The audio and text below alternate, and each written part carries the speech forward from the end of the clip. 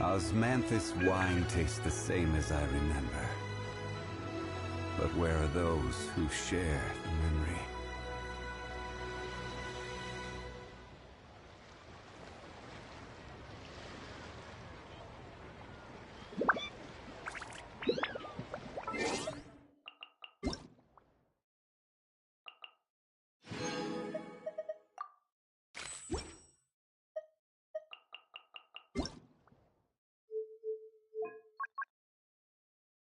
Paimon coming in! Paimon coming in!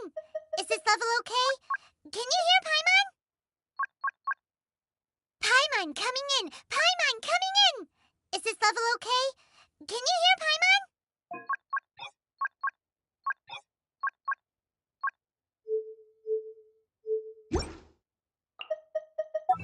Where?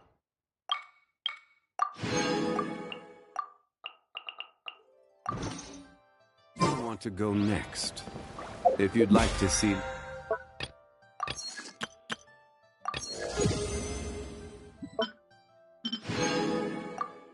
UA's tourist spots.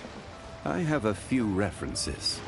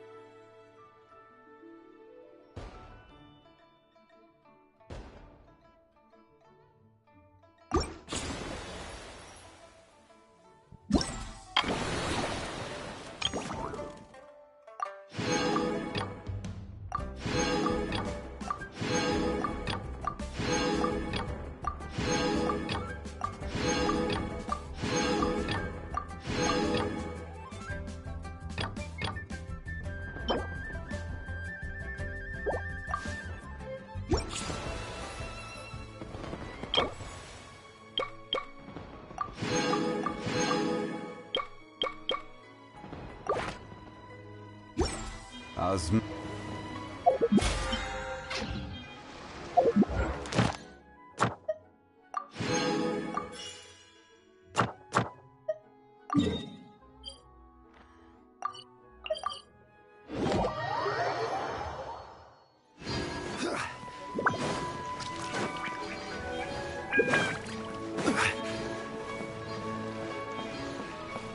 Add Astro. Thank you for complete.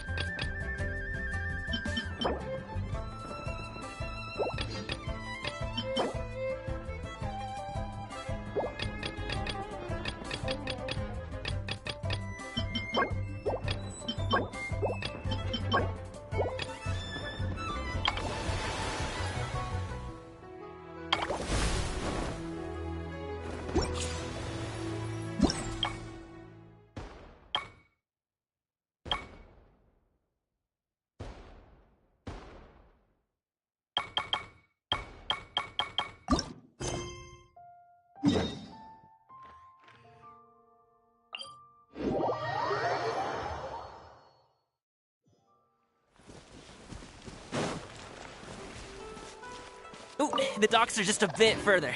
One step at a time. Hang in there.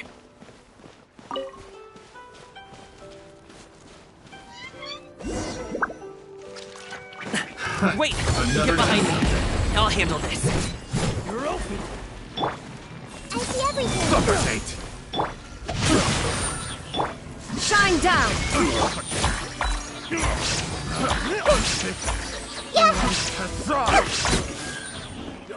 I will have order. Stabilize. Let me lead you all. Freeze. Hey, Inazuma shines eternally!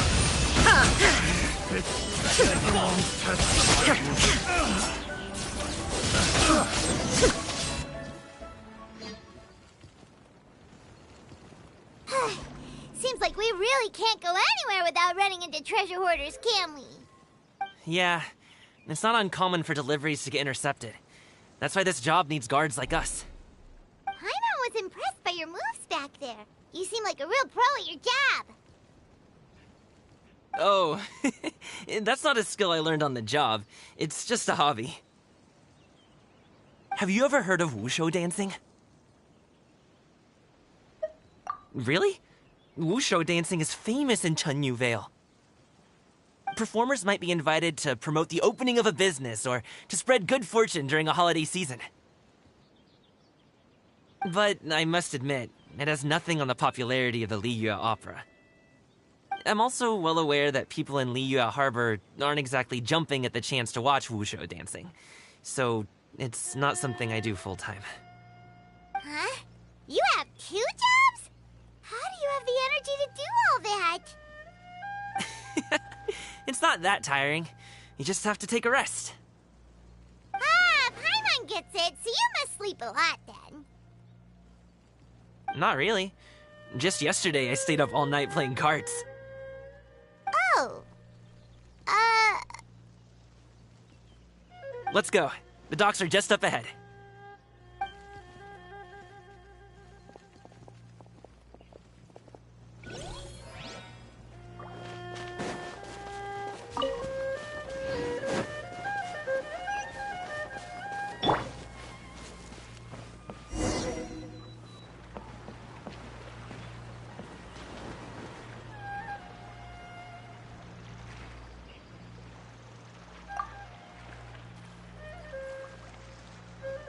Finally, we can rest.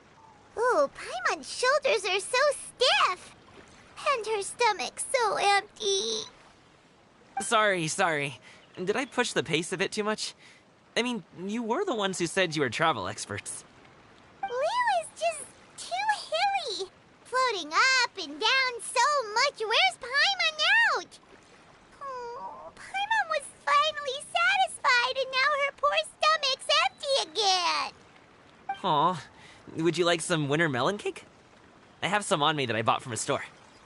Yes, Paimon will take all you got. You might want to pace yourself there, or you'll be too full to eat a proper meal later. Paimon never gets too full. Just like you apparently never get tired, no matter how far you walk or how many jobs you work. Ah, I see. Then here you go, Paimon. And for you, traveler. Enjoy. And here's some for you too, Uncle Bosu. Don't think I forgot about you, my friend. I'll...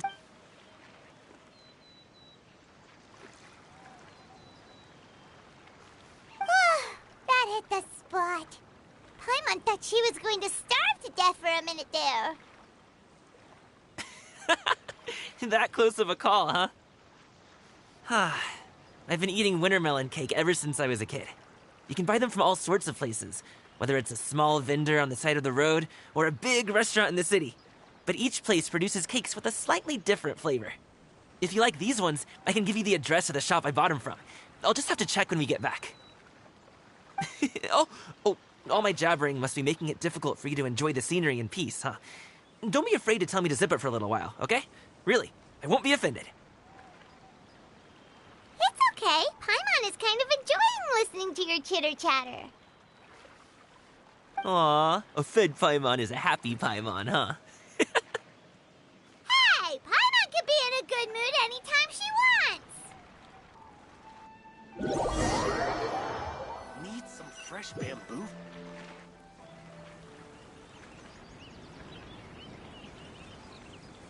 Woohoo! We're here! Don't forget your things, and watch your step as you get off the raft, or you're in for a swim. Thanks for the ride, Uncle Bosu. You take care of yourself now. I'll see you some other time. Okay, follow me. This way is fastest. We'll have to take the elevator up to the secure transport agency.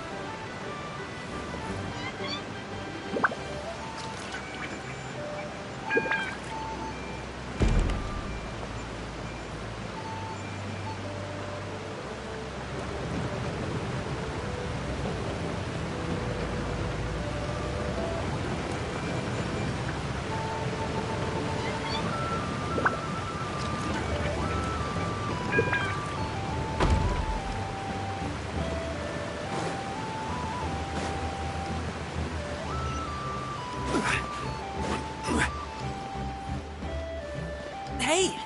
Slow down. I'm begging ya. What is it? No one's gonna try any funny business when the street is this packed, right? Oh, well... how should I put it? Come on, spit it out! Do you see that group of people over there? Those are my relatives. Wow, you sure have a big family. Once they start buying things, they won't stop perusing till it gets dark. This is bad. They're your family, not your arch enemies. What's there to be afraid of? No, it's not that. I'm just not that good at dealing with my family. It would be best if we could steer clear of them. I'll explain more when we have the chance, but right now, we've got a job to do.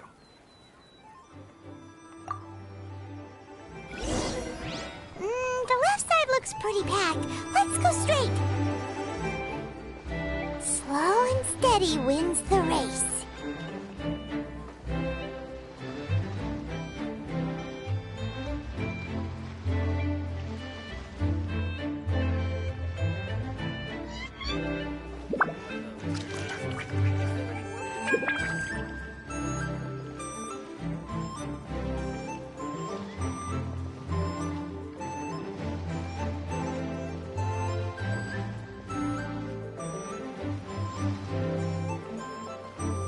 Let's wait here for a second. Maybe my aunt will leave.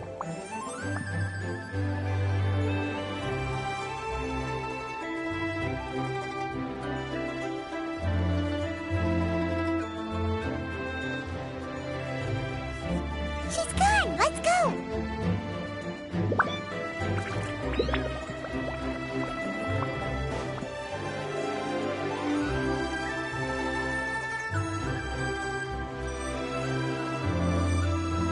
Turn left. Run!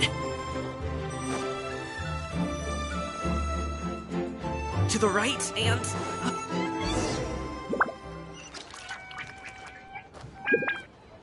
Wow, you guys are good. I'm impressed. That was nothing. It was a piece of cake. Oh, winter melon cake to be exact. You really liked it, huh? Ooh, you know what? I'll buy you a whole bunch and pile them so high you could swim in them. As long as you don't wind up drowning, Paimon. Hey, Uncle Jirgwe. These are my friends, the Traveler and Paimon. They came to deliver some goods with me. So, I guess I'll go ahead and take these over to Uncle Yongzan then? Yes, thanks for your hard work. I should thank you both for your trouble as well. Please take a seat and rest for a bit. I'll prepare some tea. No need. We'll be off soon anyway. Hey, we're already here, aren't we? No harm in taking a load off for a bit. Plus, I know the Secure Transport Agency has some great Songhua tea stashed around here somewhere. I promise you, one sip and you'll be hooked. Anyway, you just sit down and relax, Uncle Jirgwe. Who would I be if I just sat here and let you go through all this trouble? Leave this to me. I have to be up and about to drop these goods off anyway. What's a little extra time on my feet? Oh, you aren't too picky, right, Traveler? I know Paimon prefers things on the sweeter side, so I won't steep the tea too long. And I'll add some dim sum pastries on the side. Aw, you noticed what Paimon likes? How long have you two known Gaming? Oh, not long at all. We just kind of tagged along on his trip to Yulong Wharf. He's just a super welcoming guy. We became friends, you know, just like that. That's just how he is. He's the attentive sort. Really knows how to look after his own. A while ago, one of our guards had to take off work. Said his joints were hurting due to the rain. Gaming personally went all the way to Boo Boo Pharmacy to get some medicine for him from Dr. Baiju, then traveled through the night to deliver it back to him. That young man has such a good head on his shoulders. How can anyone not love him? I mean, there is his dad, but, well, ask anyone else. And Uncle Yongzan says he doesn't have the personnel to spare for this delivery right now. So what do you think, Uncle Jirgwe? Should I go ahead and deliver it instead? It feels like we've troubled you enough already. It's kite-making materials, though. Could be for a kid. I'm sure the sender wants it delivered before Lantern Rite. Oh, by the way, here, have some tea. All right, then. Deliver it if you want to. Ooh, are you free in 2 days? How about we grab some dim sum from Shinya Kiosk? My treat, and don't even think about trying to pay. Whoa, that's way too generous of you. Don't mention it. Just think of this as a thank you for all your help. Besides, the thing between me and my family, it's a long story. It might take some time to tell.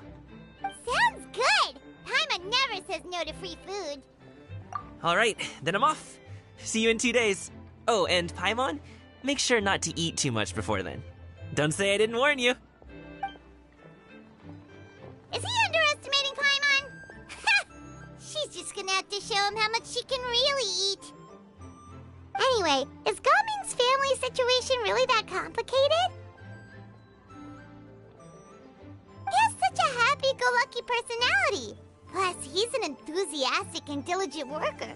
It's hard to imagine a guy like that being troubled by much. How should I put it?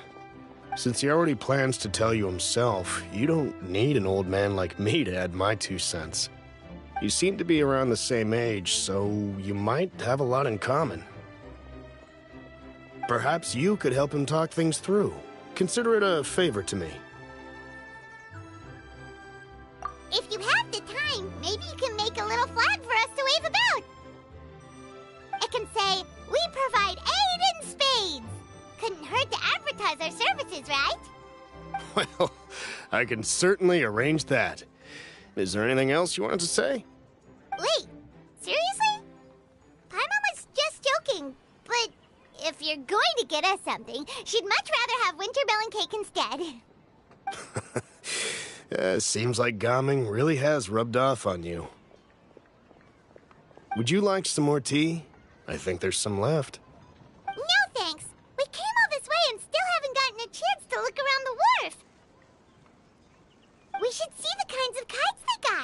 Maybe they'll have ones you can't find in Liyue Harbor. All right, then. Please do let me know if you'd like more tea. You're welcome to stay as long as you like.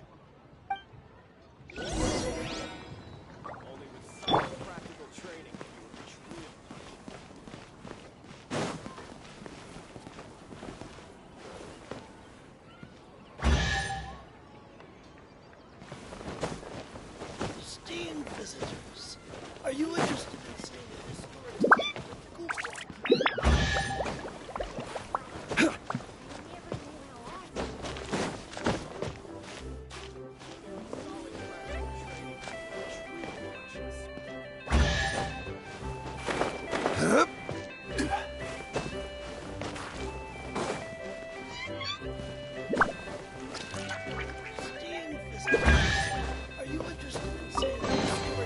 One man's stone is another man's.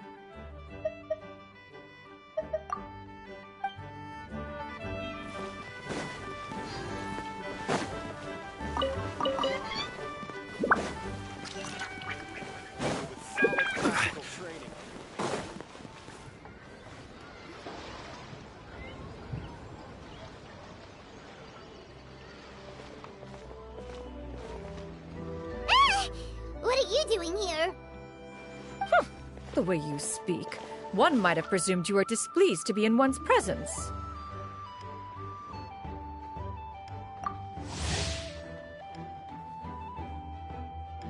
Take note, Paimon. You could learn a thing or two about how to respect your elders.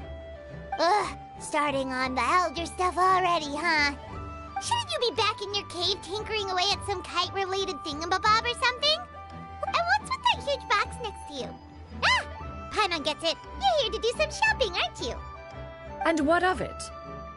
The Qixing's decision to integrate Fontanian technology into said kite-flying competition is of no consequence to oneself. Did you expect one to willfully compete against the whimsical trends of worldly sentiment, or perhaps even fall to petty sulking over such? It's not that we think those things exactly. That's just what Mountain Shaper and Mooncarver told us. Or Chia something and Ho. Paimon can't be bothered to remember what their aliases were called. Anyway, they went to Liyue Harbor to look for you. They even asked us to pass along their regards if we ran into you. Oh, huh. Tianyun?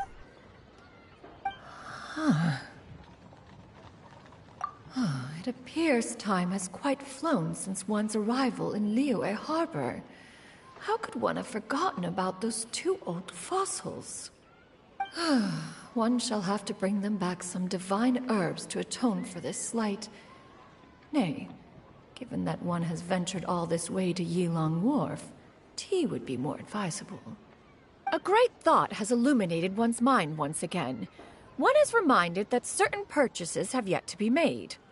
Perhaps you two could wait here whilst one performs this task. It'll be but a moment. Huh? Wait, here? You really just gonna ditch us here to watch your stuff? Oh, that woman really just does whatever she wants. Hey, not you too, Traveler! Oh, all this Paimon ditching is super not appreciated. Just come back soon, okay? Paimon doesn't want anyone to try and steal the stuff. Welcome. Please have a look around. We only sell teas of the finest quality, sourced directly from Chaoying Village. Might I recommend the Sunglo variety? It's one of our specialties. Now, that sounds promising. One will bring some back for those old fossils, and all will be well. 2 boxes will do. Wonderful. By the way, we're actually running a special lantern ride promotion. Buy 3 boxes, get 10% off. 4 boxes will net you 20% off. 20% off 4 boxes. This merchant strikes a fair bargain. One might as well give some to Morax and Ping, too. Then 4 shall suffice. I see. Are you intending to give these as gifts? If so, perhaps I can interest you in these exquisite gift sets. Buy 10, get half off. Look at the magnificent design. And the red ribbon gives quite the festive flair, don't you think? Such a gift would be sure to impress any lucky friend or family member. 10 boxes. Seems rather excessive. But if one factors in the conqueror of demons and one's disciples... 10. Nice round number, don't you think? Course you do. I'll even shave a little extra off the price for you. That is agreeable. I will have these boxed up then. Of course, right away. I see you have quite the eye for fine items, mademoiselle. Perhaps some of my wares might also be of interest to you. I'm a toy merchant from Fontaine. You'll get nothing but the finest and most intricate clockwork toys Mora can buy here. Each one sure to be a source of endless amusement.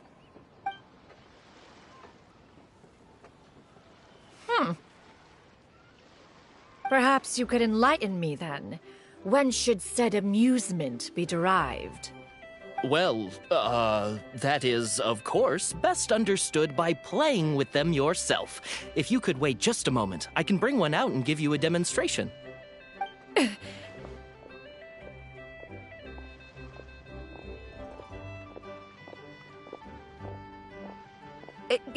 There is no need for that. Mademoiselle. Give me your newest and finest model, and be sure to package it securely. Ah, of course. Here you go. The instruction manual is... I can do without, thank you. Many watchful eyes surround this place. If one were to be spotted purchasing a mechanical toy such as this, a child's plaything no less, it would only... There is no harm in bringing it back to study in secret.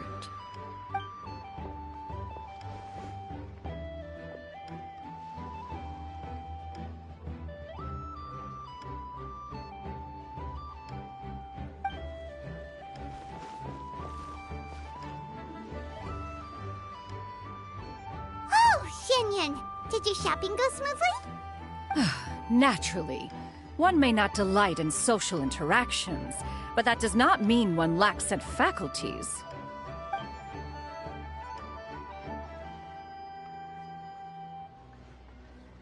And you two? Are you not here to purchase things? We just haven't had time yet.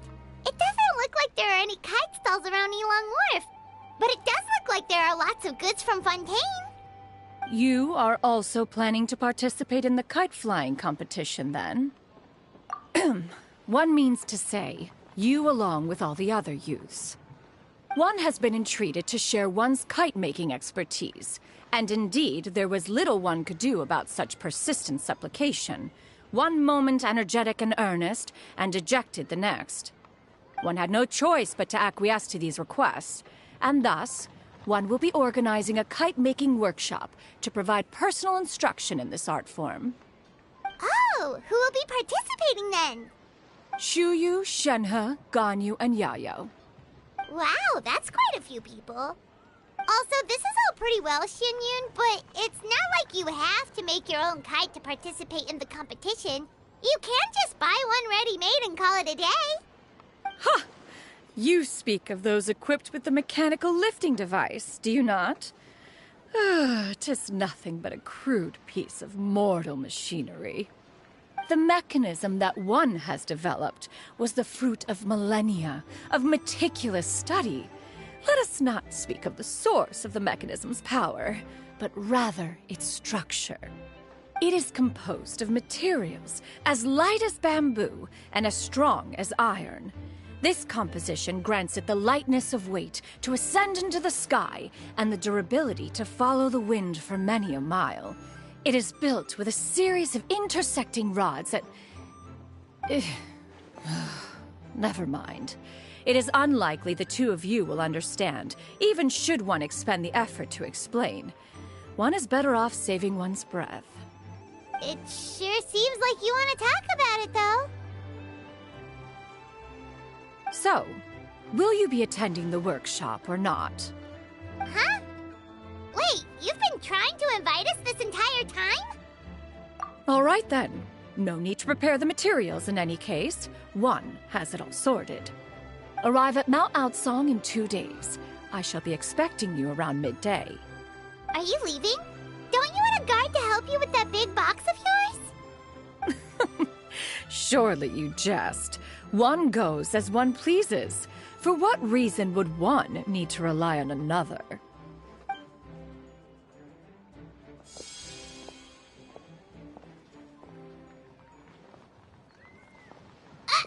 It can float? What kind of invention is that? One calls it the floating toting device. Huh. She seems pretty proud of that one.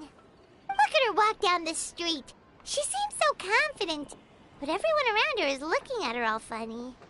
Paimon wonders... never mind. But anyway, that box of hers seems to be full of those mechanical lifty thingamabobs.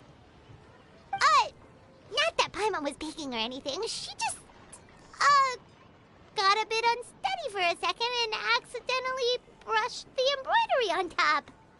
And wouldn't you know it, all the stuff inside almost came bursting out. Paimon even went out of her way to keep it all together. All Paimon say is that Shenyun sure does try hard to save face. What did she call it again? A crude piece of mortal machinery? Paimon bet she just can't wait to take it apart and see how it's made. Totally. We should probably act like we didn't see anything, though. You know, in consideration of her feelings and all. After all, that is the propriety with which one should comport oneself. When it comes to an elder, right?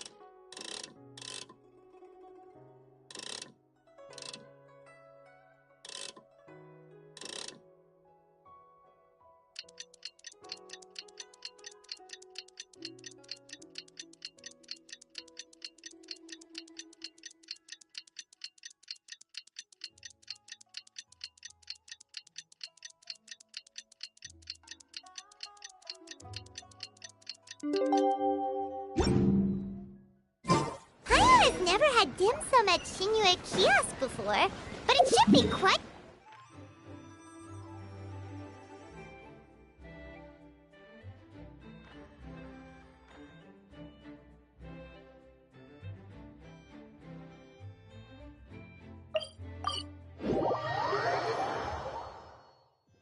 Ooh, and that's Paimon's stomach right on cue telling her it's time to go find Gami. Let's go!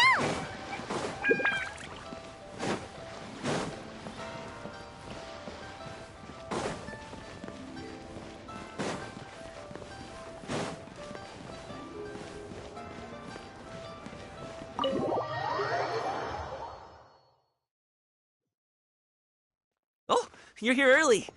I just ordered. The food should be out in a second. Sit down, sit down. Let's all take a seat! Here, hand me your cups. Oh, thank you! Wait, you weren't supposed to drink that, Paimon. That was for you to rinse your utensils.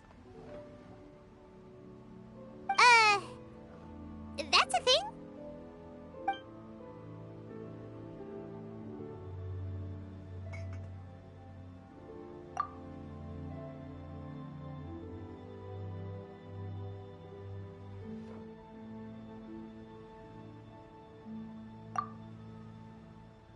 Wow, so much delicious food! Do you really eat all this just for breakfast? That's just how we do it where I'm from. Most of the time, though, I don't eat lunch after dim sum. Oh, that's good to hear. Paimon doesn't need to worry about holding back then. Eat! If it's not enough, we can always order more. Oh, and there's tong soy coming as well. I don't usually have that in the morning, but, well, since everyone's here, I just had to order it. What about you, traveler? Is the food to your liking? Want some more seafood kanchi? Let me refill your bowl. Paimon's gonna take you up on that. Fill it up nice and full and make sure she gets a few extra shrimp. Thanks!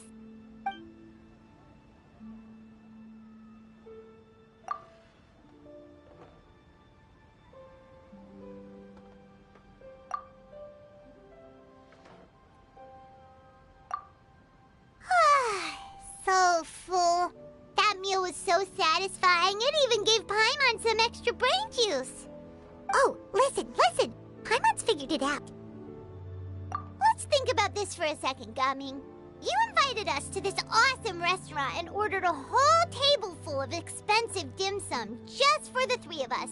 Well, you must be hiding the fact that you're some young master from a rich family. That would explain why you try to keep your friends and family away from each other. Are you confusing me with Xingqiu? Huh? You know Xingqiu? You sure know a lot of people. Well, when you're on the road as much as I am, you hear all sorts of rumors. Sometimes they're true, sometimes they're not. What it comes down to is being able to tell the difference. More often than not, that means knocking on some doors to find out for yourself. Oh, you truly are a man of many talents, young Master Gaming. Okay, enough with the teasing. Sorry to burst your bubble, Paimon, but you're wrong about my family situation. What? Oh, Paimon thought she was onto something there. My dad is just an ordinary tea merchant. Small-scale stuff, you know? It wouldn't even make sense to mention his business in the same breath as the Feiyun Commerce Guild. My dad... he always wanted me to inherit the family business, to be a merchant like him. But that's just not who I am. It's not who I ever wanted to be.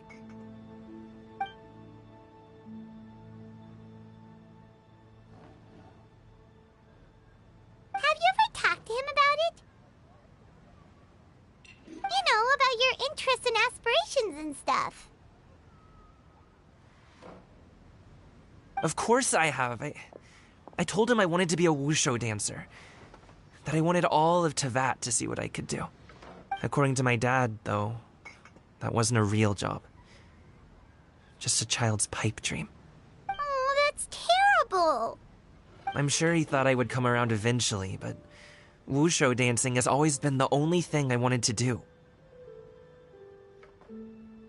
one day, he tried to get me to visit some other tea merchants to start building the right relationships, but I refused to go.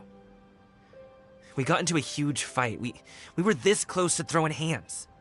In the end, I was so angry that I ran away from home. I haven't been back since. Don't get on my case just yet, okay? It's not like I think I'm completely without fault. No, I know that it wasn't the right way to go about things. But my dad's stubborn. No matter how hard I tried to convince him, it just went in one ear and out the other. There was no changing his mind. I knew talking would only get me so far, but if I made it big in Liyue Harbor, the results could speak for themselves. Coming. But I'm sure you both already know how that's going. Wushu dancing's just not that big in Liyue Harbor. In the past, I would go door to door from store to store, asking if they would be interested in hiring a performer. Most times, I wound up eating nothing but humble pie. And you can't just rely on dreams to put food on the table, right? So I found a job as a guard to make some money. And now I have enough to get by and then some. Still, change takes time. Gotta take it slow, you know? Paimon understands.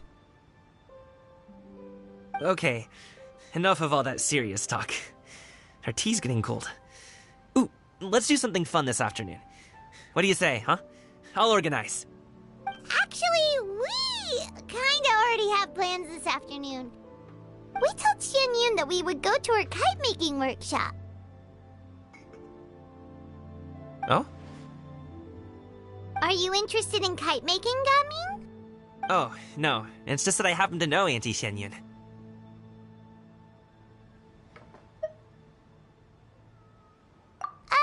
Do you not know who she really is, Gaming? Oh, I know that she's an Adeptus. I met her during a delivery once. But hasn't she been in the city lately? She's even tried, with some limited success, to change her terms of self-address or something like that. She came to see me a few days ago to ask about luminescent dyes. Oh, wait a second. She doesn't plan on putting those on a kite, does she? Is that not something you can do? It's one thing to use it on cloth, but applying it to paper is another matter entirely. Why couldn't she tell me what she wanted them for? Yeah, she does seem to have trouble with that sometimes. It would be such a shame if everyone worked so hard on their kites only for them to get ruined in the end. Okay, I'll go with you. If Auntie Xianyun wants to use those dyes on a kite, the formula will need to be changed. Great! The more the merrier!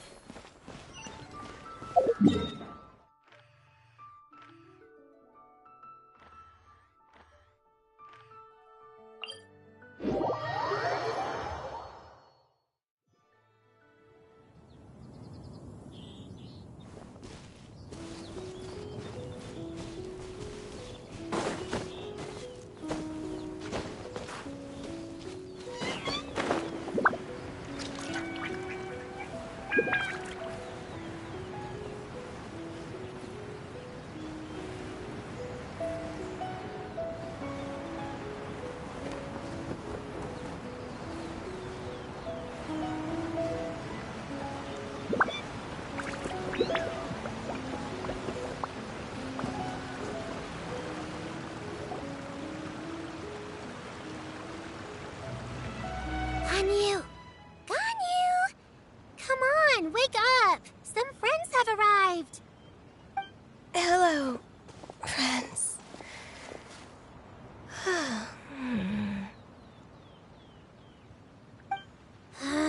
Ganyu! Oh, I have some mint oil. Perhaps we should try that. A guest at Wanmin restaurant recommended it to me.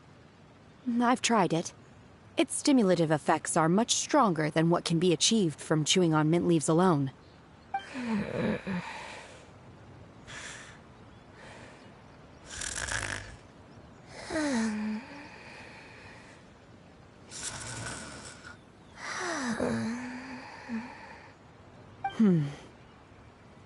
Apologies in advance. Wait! Shenhe? Not there!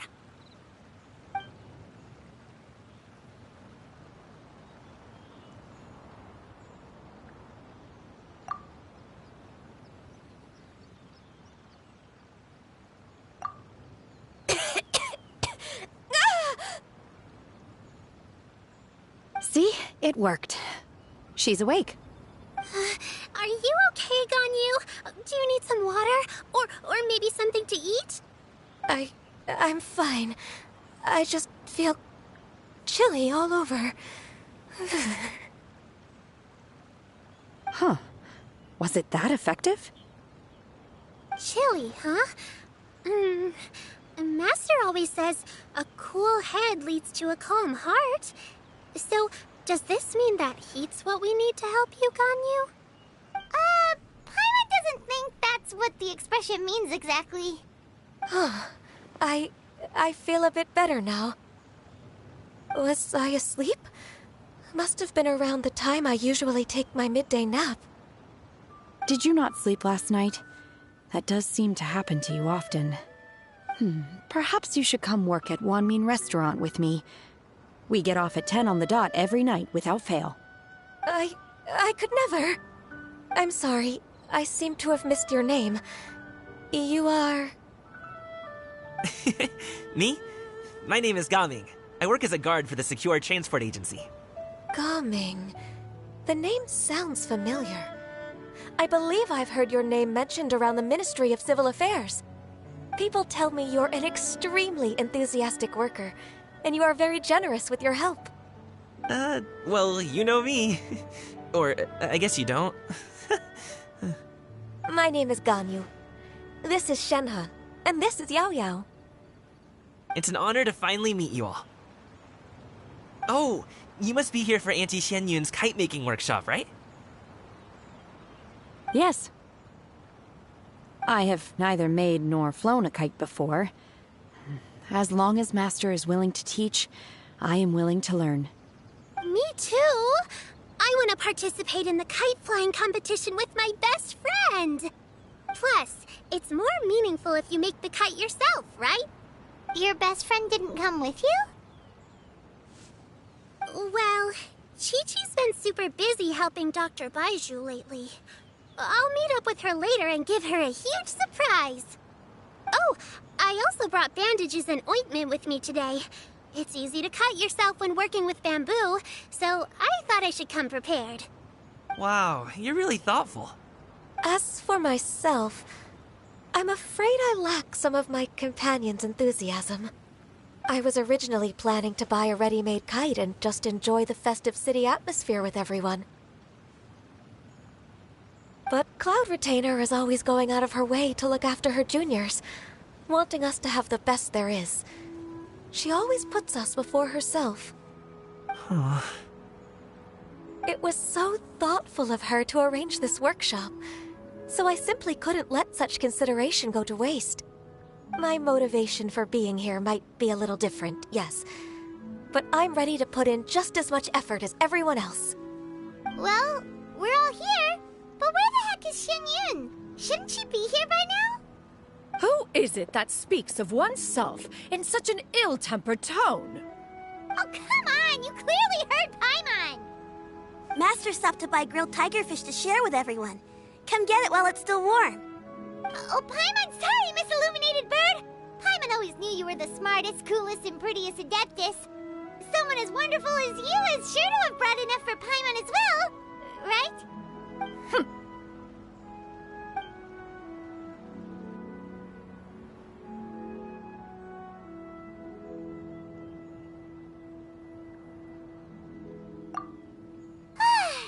So delicious. Paimon's life is complete. It appears that we've ended up with quite a few participants indeed. Go ahead and divide yourselves into small groups. The materials are over here. The regular dyes and luminescent ones have been clearly marked. Use them as you see fit. As for how to make the kite, one assumes you all made sure to listen to the instructions one provided while we were eating. Yes? Are there any questions? Paimon may have focused a little too hard on the eating and less on the listening. Paimon knew she could count on you, Traveler. One will wait under this tree and avail oneself of the cool air while one digests. Do not hesitate to seek one's company if you have any trouble, questions, or simply want to chat. We're not in any hurry to get started. Why don't we go see what the others are up to?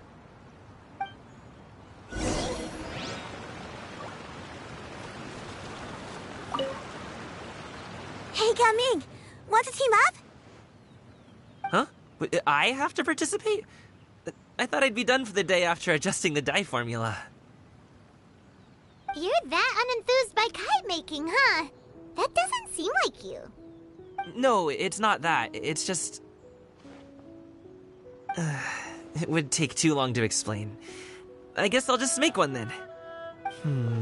What shape should we go with? How about a butterfly?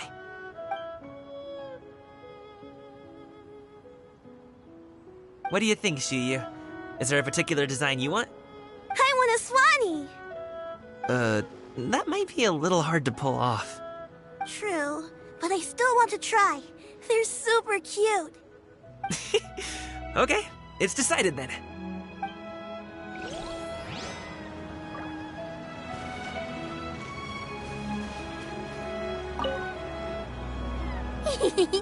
Auntie Cloud Retainer, look! Am I doing it right? Very good. Your frame is nice and sturdy. This design, is it a finch? Yep. One is looking forward to seeing your finished product. What color are you going to make it, Yao Yao? I haven't decided yet. If I make it blue, it'll be more like my friend. But if I make it gold, it'll be more like me. If you are asking for one's own opinion, one would advise choosing gold. When giving a gift, the key consideration is the recipient's feelings, is it not? One imagines your friend would much prefer a kite that reminds them of you. Oh, hey, I never told you the kite was for Chi-Chi. How did you know? With age comes wisdom, child. One simply has a way of knowing things. Oh, cool. Thanks, Auntie Cloud Retainer. I'm gonna start painting it gold right now. Good. One will watch. You two seem strangely unoccupied. One was under the impression that one was supposed to be doing the relaxing. Is your kite finished? We actually haven't started yet, but we're going to start, right now.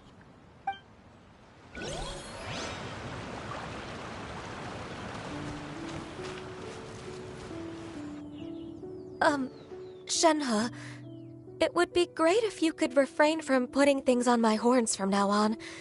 They're really quite sensitive. I see. My apologies. I shall remember that in the future. Thank you. No harm done. Good.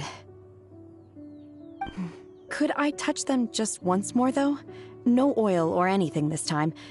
I've just always wondered what Miss Ganyu's horns feel like. Huh? Please, I told you. Just call me Ganyu. Well, all right. Just be gentle. Firm to the touch, with no discernible temperature. Oh, not unlike certain medicinal plants I've eaten before. Oh, still, Ganyu appears to be shaking like a cat whose whiskers have just been touched. I should stop. I see. Then I'll apply the oil to your forehead next time. Oh, no need. I'll just refrain from taking afternoon naps outdoors. Anyway, we should probably get started on our kite. It won't be long before Cloud Retainer comes to check on our progress. Perhaps we should just choose the most traditional style. Okay. Well, they seem to be getting along swimmingly. Let's not disturb them. We should get started on our kite now. Let's go!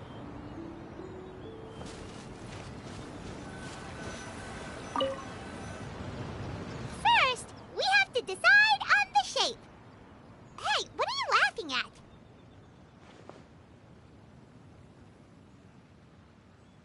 Oh, that's not a completely crazy idea.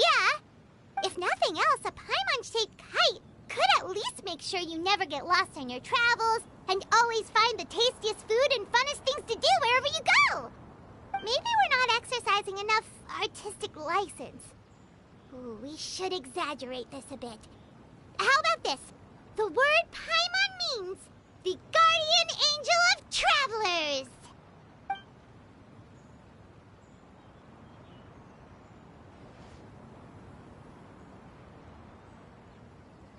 Now, what expression should we give her, since the kite is going to be flying super high in the sky?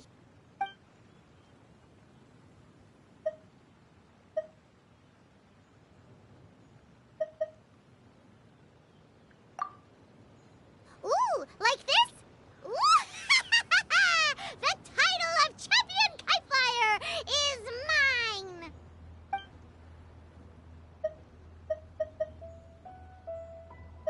Since the kite is going to be It's too high! Someone save Paimon! She's about to faint! Like that? Since the kite is Oh, Paimon totally didn't do anything wrong! And even if she did, she doesn't deserve to get shot up into the sky for it! Something like this, then.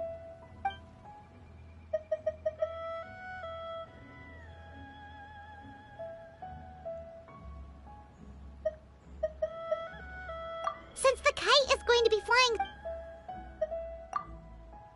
It's too high! Someone save Paimon! She's about to faint! Like that? Now that we've decided, let's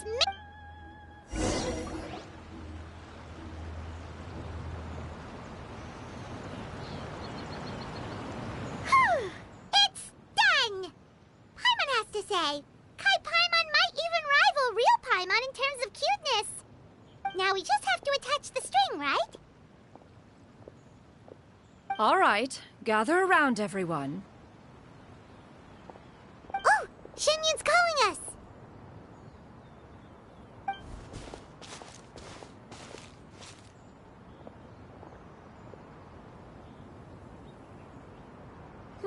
Let one take a look.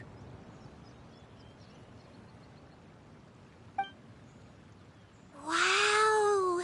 Ganyu and Shenhe made a scissor-tailed swallow. It's so pretty. Yep. The coloring makes it look a lot like Master. If the tail wasn't split in two like that, it might even be a spitting image.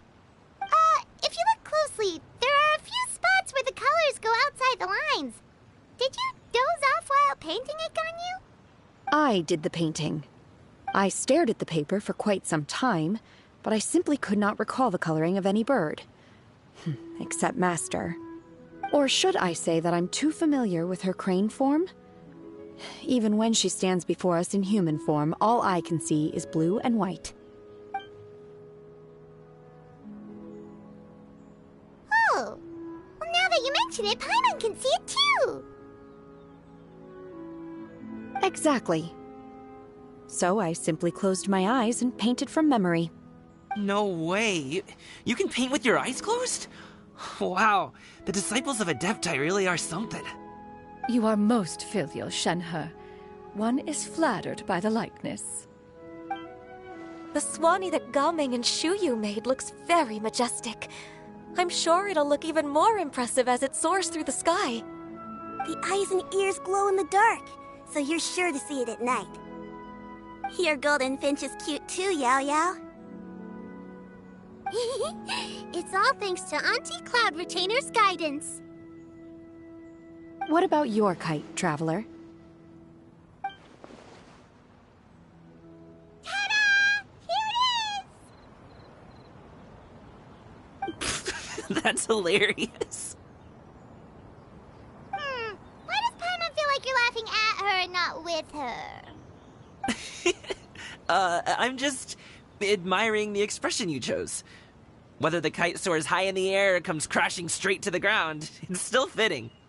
That's quite the impressive feat, actually. Is that the Jade Chamber? Oh?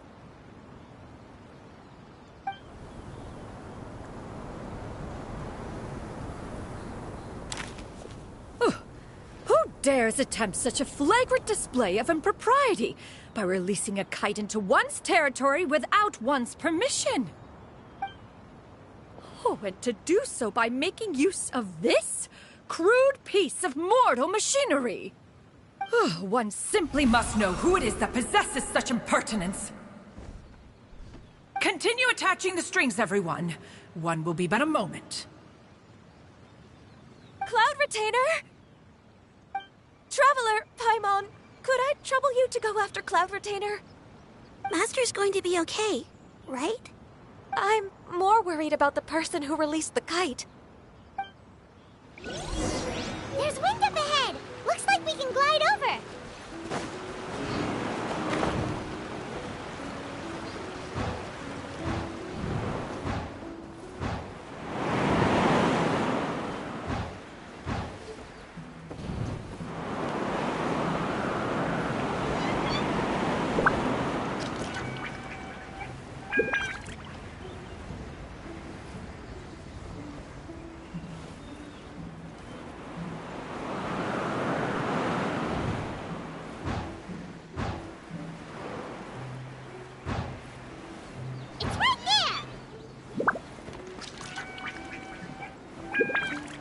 It's right there!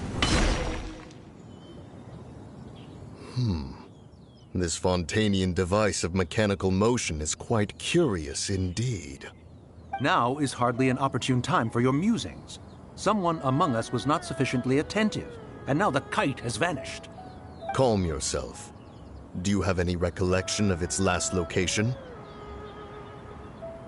One believes it drifted in the direction of Mount Outsong. Perhaps it is mere happenstance, but one feels a certain sense of dread at the thought. Your concern is misplaced, surely. Cloud Retainer is either in the city looking after her disciples, or secluded in her abode attending to her research. She will not notice that kite. On the subject of said kite, however, one simply must remark on the genius of its windless lift technology. One cannot help but surmise that its ingenuity rivals that of Cloud Retainer's creations. Still thy tongue. If Cloud Retainer were to hear you profess such a thing, we can both say farewell to any further use of the Supreme Cuisine Machine. One presumes that this kite belongs to you. Huh? Regard the situation with which we are now confronted. This is all your fault. One's fault? One seems to recall that releasing the kite was no solitary endeavor. Say something, Mountain Shaper. Surely you can think of something to appease her. Further explanation shall only fan the flames of her wrath. It would be better to stay silent and retire at the earliest opportunity. We can hardly avoid her forever. That may suffice during Lantern Rite. But what about the Moon Chase Festival? Sooner or later, she will discover our true identity. Hello? Go retrieve the kite. Absolutely not. You retrieve it. That is not our kite. Oh, so an adeptus such as oneself is mistaken then? Ah, you're an adeptus? Please forgive us for any impropriety. I truly possess no inkling of who could have released a kite into your esteemed domain. Pray, who could be responsible for such wanton behavior? Verily, verily, we were but delighting in the surrounding scenery. This locale is home to such exquisite... mint! Well, and if that's all, then we'll just be on our way. We finally caught up. You sure do fly fast in your illuminated bird form, Shinyan. Mooncarver? Mountain Shaper? What are you doing here? Okay, now Paimon's getting a weird vibe. Did she say something wrong? It is of no consequence. Long has one seen through their disguises. One was simply curious as to how long they would keep up the act. Then you are not angry? How could one feel anger at the sight of two old friends enjoying themselves? One is also well aware of how enticing these city novelties can be. We were simply consumed by a fit of festive spirit. Seldom do we get the opportunity to partake in the delights of the times. However, we are far from being as adept as you in matters that require a deftness of hand. No worthy kite could be born of our own making. Thus, we could only take the convenient route, so to speak. Your prowess in mechanics is unparalleled, Cloud Retainer. You wield the wind and waves themselves. Your singular talent stands unmatched across the land. Of this, we are well aware. One has guests to attend to. We will have to convene again some other time. Traveler, Paimon, do try to keep up. We're leaving already? Oh, all this flying from place to place is wearing Paimon out.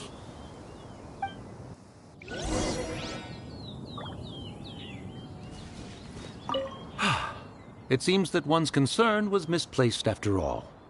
Then, should we continue flying the kite? A splendid suggestion, but it would be advisable to change locations. Perhaps your mountain would suffice? It is more than spacious enough.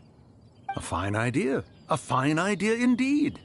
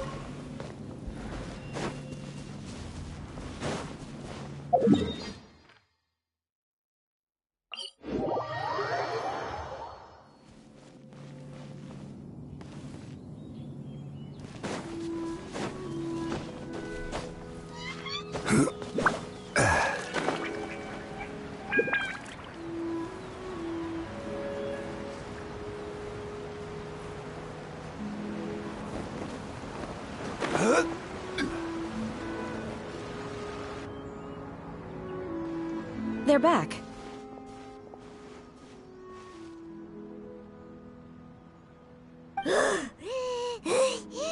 Paimon's pooped. Why are there only two of you left?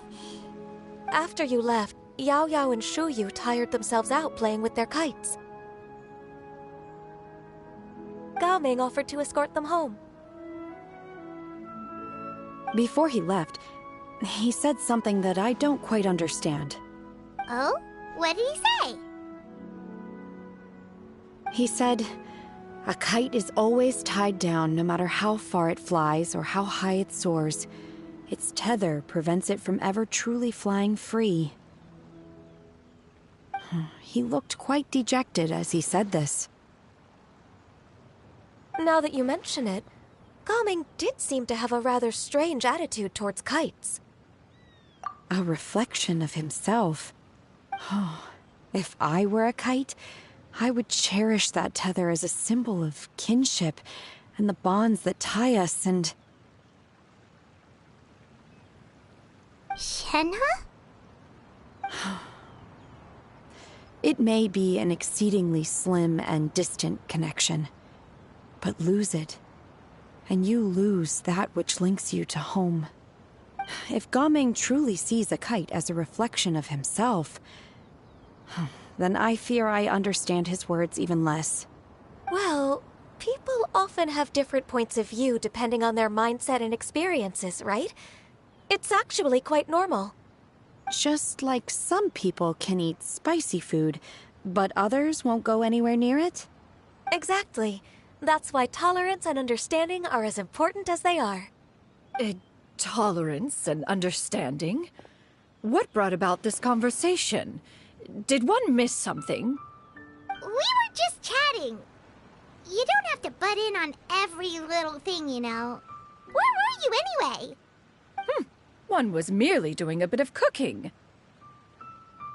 Night fast approaches. If you are otherwise unoccupied, one would entreat you to stay and eat before you depart. Oh, it's been so long since I've had the chance to enjoy your cooking, Cloud Retainer. Worry not. One has prepared a variety of meat and vegetable dishes. One is more than familiar with everyone's culinary proclivities. Shenhe, Ganyu, come with me. Whoa, what's with all the secrecy? You're not trying to play favorites, are you? If you're ready to serve the food, we can help too.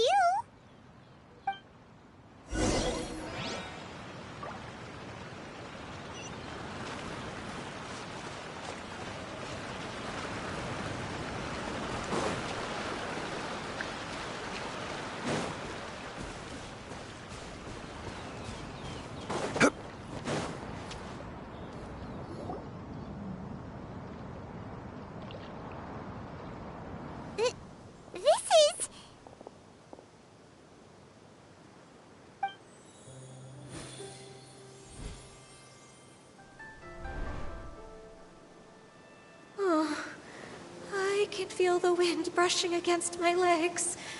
This is a bit embarrassing.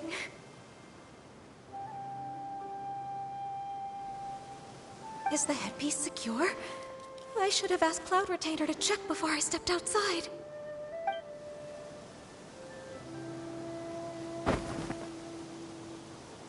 How do we look? Huh? She asked them just like that? You look pretty too, Ganyu! Oh, how should Paimon put it? You both look so elegant and refined. Those outfits really suit you both. Given that one employed the services of the best tailor in all of Liyue, one would expect nothing less. What colors have you been partial to lately, Shenhe and Ganyu? Lately? Why is Cloud Retainer suddenly asking about what colors we like? I like black. One is gratified to see one's disciple has inherited one's own tastes. The color black doesn't get dirty easily. A virtue I've come to value recently. And you, Ganyu? I favor blue and black. And the material is sufficiently comfortable, yes? Yes, very. I simply cannot thank you enough, Cloud Retainer. For this gift. And the kite, too. Thank you, Master. One is content, as long as you are pleased with the gift. One hopes these garments will see much use.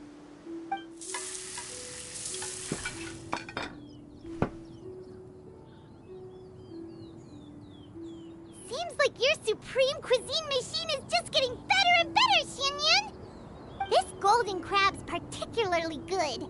The shell's deliciously crunchy, and the meat inside is so succulent and sweet! Paimon can't stop eating. It's a good thing Gaming isn't here, or Paimon would have to duel him for the food. You know, with chopsticks. He traveled all this way on account of the kite-making workshop, and he spent the whole afternoon looking after Shuyu. One was hoping to treat him to a meal. Oh well, one will just have to extend one's thanks in person. It's rare for someone to make such a good impression on you, Cloud Retainer. One has high standards. He appears to be a young man of much merit, and one is not the type who would see such potential squandered. It appears that he wishes to break free from the kite string that tethers him. Kite string?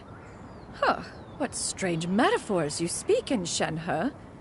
Ever since you returned from One Mean Restaurant, your turns of phrase render one at quite the loss. Where do we even begin? Oh, do you know about the conflict between Gaming and his dad, Xinyan? One has only heard that the two are not on good terms. He ran away from home and hasn't been back since. Oh? Ran away, you say? Huh. One believes we would all benefit from a more thorough retelling. Start from the beginning. Oh, okay. Paimon just hopes he won't mind. What? This shall not do. Lantern Rite fast approaches. We must make haste. As one was contacting various tailors around Liyue, one could not help but be reminded of Menogias. He possessed a singular talent for clothing design. He had an exquisite eye, not just for fabric selection and color pairing, but also for what accessories could best accentuate a garment's overall styling. At a gathering of Adepti, Bonanis once complained in secret to some of the ladies in attendance that the skirt Menogias made for her was too long and impractical, lamenting that it would only hinder her in battle. However, when one asked Menogias his opinion, he remarked that the train of the skirt would serve to enhance her adeptal countenance by exemplifying a certain elegance. Menogias was that type of person. When it came to topics relating to garments and accessories, not even Rex Lapis could best his stubbornness. And later... one seems to have strayed off topic. One means to say that Lantern Rite should be a day of reunion. It is a time to address problems before they turn into regrets. Fate is fickle. The cruel reality of this world is that suffering and misfortune can befall any of us without design or reason. If there is a chance for young people to remain insulated from this reality, one should do one's utmost to make it so. That's nice and all, but... Do you have any ideas, Cloud Retainer? Perhaps adeptal arts could be of use. No. Mechanics, perhaps. One fails to see its use in a situation such as this. Is there anything I can do to help? Combining our efforts is a fine idea indeed. Aha! One has an idea. How about this? Does that make sense to everyone? Yep. Oh, Paimon really hopes this works. One's designs never fail. Now then, I counsel rest for all, and to make the necessary preparations. One shall see you in 2 days.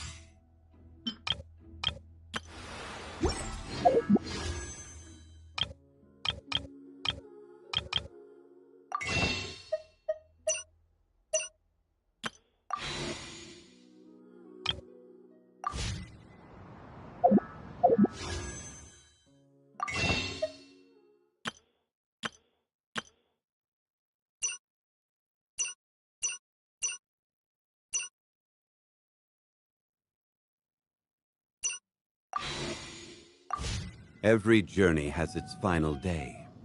Don't rush.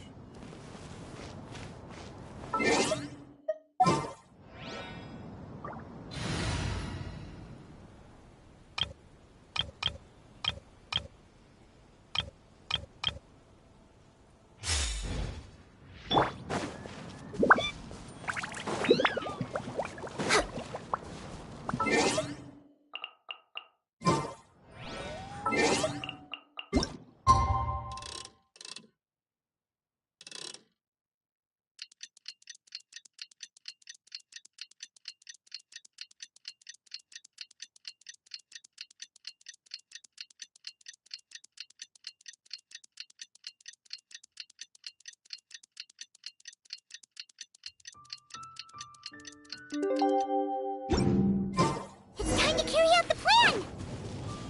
Let's go find Gaming! Hope everything goes well. We're way behind schedule.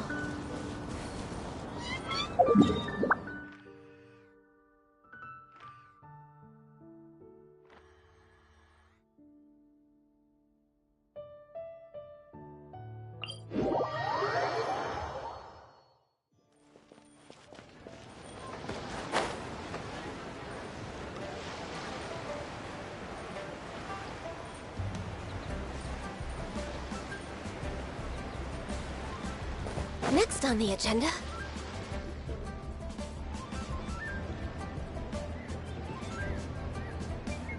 Hi, Gaming! Paimon sees you've certainly gotten an early start this morning. Playing games already, are we? Who won this time? You the one buying dim sum again? Hey, when you put it like that, it makes it sound like I'm always the one losing. Ah, perfect. You're all here. There's an important commission I need your help with. Alright, I've got the time. Where are the goods? It's not just goods this time. I need you to escort a tea merchant and their wares from Chaoying Village to Liyue Harbor. A very important client has requested to meet with him. Sure. What's this merchant's address? Here.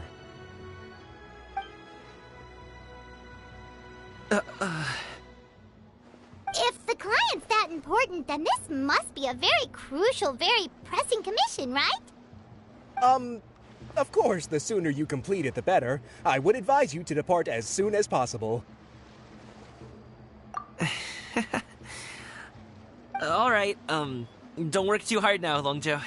We'll set off then.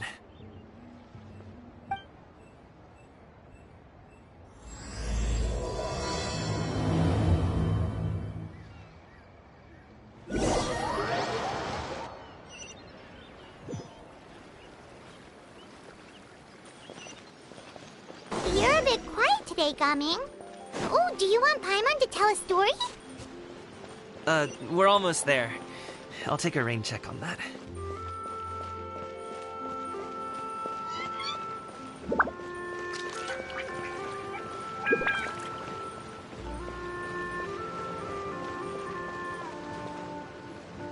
Hello, you must be the tea merchant heading to Liyue Harbor. We're here to escort you.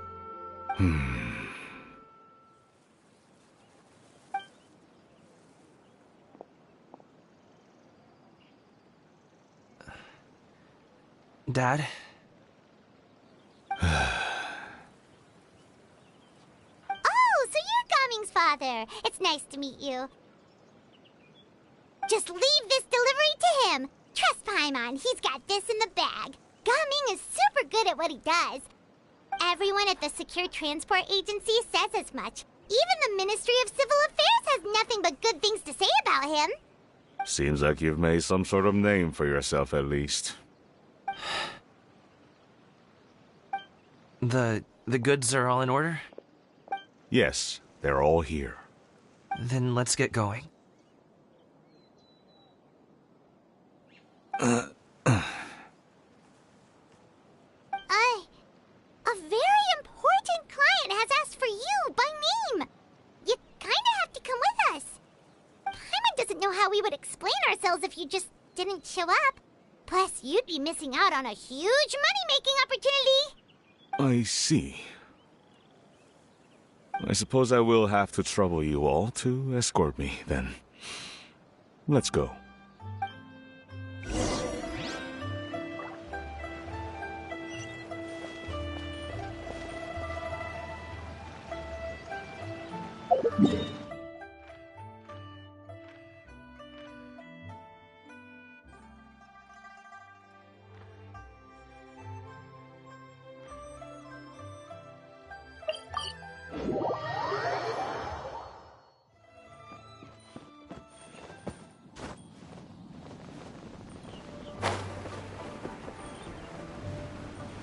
We've been walking for so long. Is anyone tired? How about we stop and rest for a bit? I'm fine. Gaming, don't usually have some delicious snacks on you? Come on, bring them out so we can share them. Fine. Thank you. But the winter melon cake he gave us last time was so This place looks nice and open. Why don't you all rest here for a second? Huh? What about you? You're not going to join us? I'm not tired. I'll keep watch. Oh, but... Just let him go.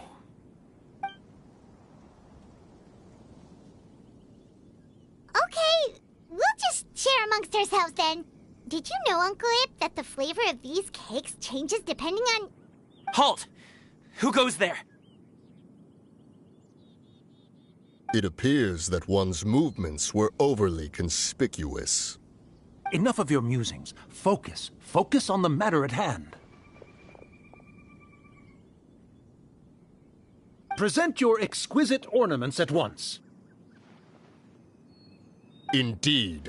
Bring them forth readily and without protest. Ah! What do we do? It seems as if these two are acting alone. It won't be difficult to subdue them, but they might have something else waiting in store for Dad. The best way to keep him safe is... Leave this to me. I'll handle them. Traveler, Paimon, take my dad and the goods away from here. No, Gaming. It's too dangerous. This is what I do.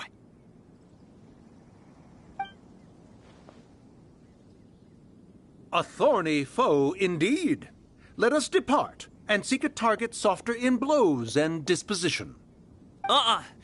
Don't think I'm gonna let you off so easily. Away! Let us away! Coming! Don't worry, he's a great fighter. Paimon's even seen him take down a dozen or so treasure hoarders all by himself. But, Gaming, If he had just stayed by my side and learned the family trade, he wouldn't have to put himself in such dangerous situations. We just have to trust him. Let's go on ahead. We'd best get away from here, in case there are other bandits in the area waiting in ambush. All is going to plan.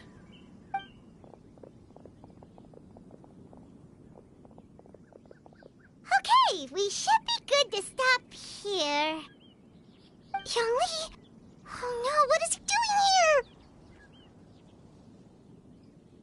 Good sir, please, listen to me. Reel in your line and leave this place as quickly as you can. There are bandits in the area.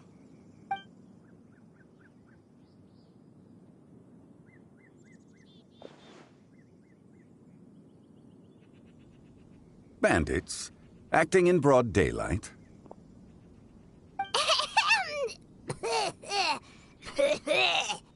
Oh.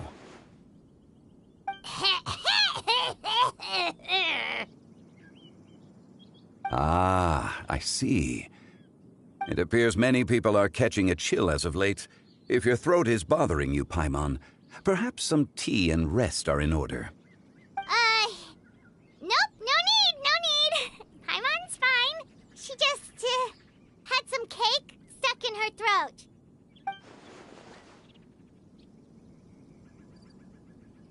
If there are indeed bandits in the area, then we should inform the Millelith at once. Oh? Well, if that's the case, such matters are best left to those with the necessary expertise. Wouldn't you agree? I suppose you're right. If ordinary people like us got involved, we would only cause more trouble. Since we find ourselves otherwise unoccupied in this beautiful area, why don't we find a quiet place to relax while we wait for good news? That would be lovely.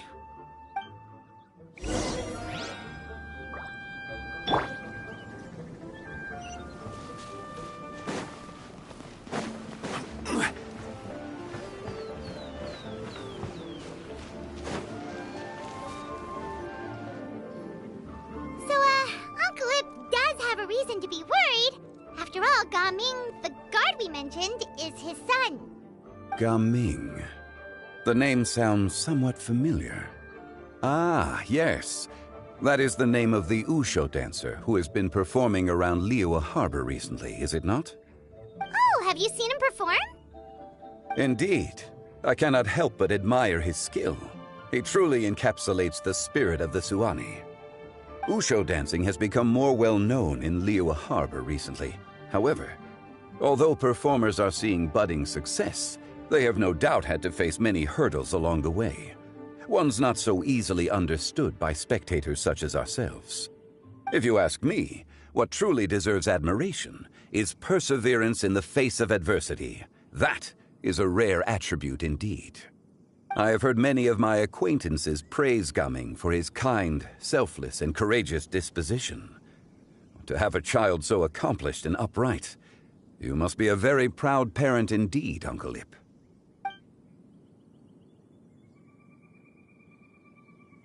Seems like Zhongli has decided to skip the formalities. Well, he's a hard worker. Yes. You should be sure to tell him you think that when he gets back. Your son is young yet. It's normal for someone his age to be a bit hot-headed.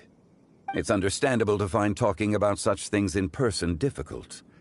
If there's a particular sentiment you wish to convey, perhaps we could pass it along for you. No. It wouldn't be right to ask that of you. This thing between us has festered for many years now. In truth, there are some things that simply aren't easy for us to talk through. I've been in the tea business for most of my life, and I always hoped my child would do the same. Otherwise, how would he support himself? Over the past few years, I heard how well he was doing for himself as a guard. How his work was taking him to farther and farther off places. I also heard that he never gave up on Wushu dancing. It made me happy. But I was also worried. When you're young, you can handle all that physically taxing work and manual labor. What young person isn't capable of making a living that way? My concern is what happens when you get old. Every time I get to thinking like that, I cannot help but be reinforced in the belief that I was right. That I was right not to give in. I often regret introducing him to Wushu dancing as a kid. If I had known how things would turn out, I would have never taken him to see those performances in the first place. It is only natural for a parent to strive to send their child down the right path. No one would begrudge you that sentiment, Uncle Ip. You need not worry. You seem quite young, Mr. Zhongli. Yet you speak with such wisdom. Perhaps I have misjudged your age. Your words are too kind. Truth be told, one of my old friends has several grown daughters.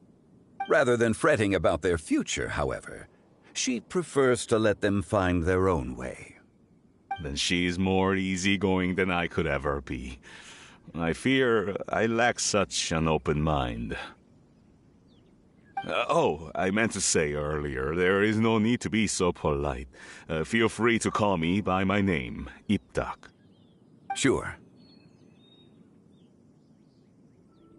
So, do you also think I fret too much, Mr. Zhongli?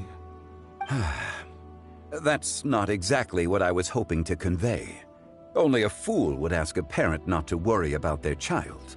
But think of it this way. Raising a child is not unlike flying a kite. Hold the string too tight, and it can no longer soar. As my friend once said, if your children are aiming for the stars, clipping their wings will only cause them to come crashing down. You need to let out the line for a kite to soar. It seems I was too stuck in my ways. You need not reproach your heart for caring. You simply need to loosen your hold a little. Indeed, with such a big heart, why not allocate the time you usually spend worrying about Gaming to the pursuit of other things, like going for a stroll, drinking tea, or taking in the scenery? You never know what surprises could be in store. Things can change in the blink of an eye. The blink of an eye, you say? Do things change so quickly? Children grow up in quite the same way, do they not? Day after day, year after year, sometimes in the blink of an eye, but always when you least expect it. As a father, I'm sure you know that best. Yes, you can say that again. 1 second, Gaming was a kid. The next thing I knew, he was ready to fly the nest. Zhongli certainly has a way with words.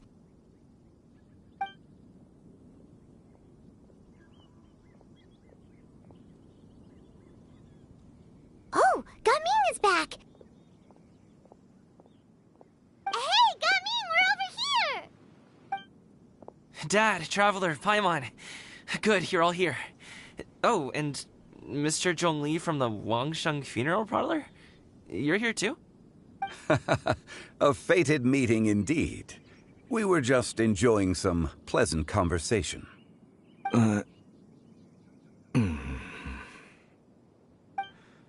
Is everything resolved? Well, you could say that.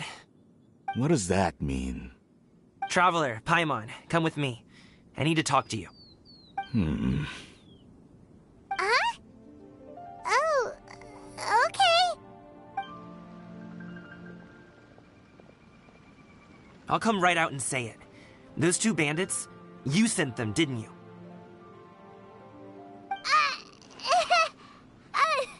So, that's how we're starting off? Can't look me in the eye, huh? Guess I'm right then. Okay, but how did you know? At first, their mannerisms seemed a bit stilted. But once I got close, it was obvious that they possessed great skills. I was right on their tail, and it should have taken only a few steps to catch up to them, yet somehow, I was never able to close that distance.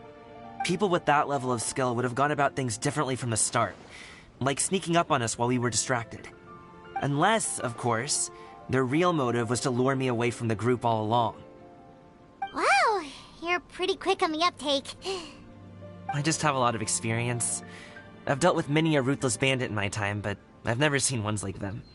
In the end, I told them they would make good guards if they ever wanted to get back on the straight and narrow, and that they could hang out with me in Liyue Harbor anytime. You ever consider you might be a little too good at making friends? I'm guessing you guys were trying to help resolve things between my dad and me? I appreciate it, I really do. But this conflict between us has been going on for a long time. Even if those two were real bandits, and I was able to subdue them and show him what I was capable of, it wouldn't change anything. You've seen the way he talks to me. It's not like that at all! Your dad really cares about you. You should see the way he talks about you when you're not around. Zhongli was talking things through with him, and he nearly agreed to let it go. You don't believe us? He won't let it go. He can say as much as he wants to other people, but he won't talk to me. I'm certain of it. You told us you wanted to prove yourself to your dad. Why don't you tell him about all the hard work you've done these past few years? Will that even do anything? I'm not sure talking is enough. You won't know unless you try. Just like how you won't know if something is delicious unless you taste it. Listen to us. It's time to put these people skills to good use. You can make friends with anyone, so why not your dad?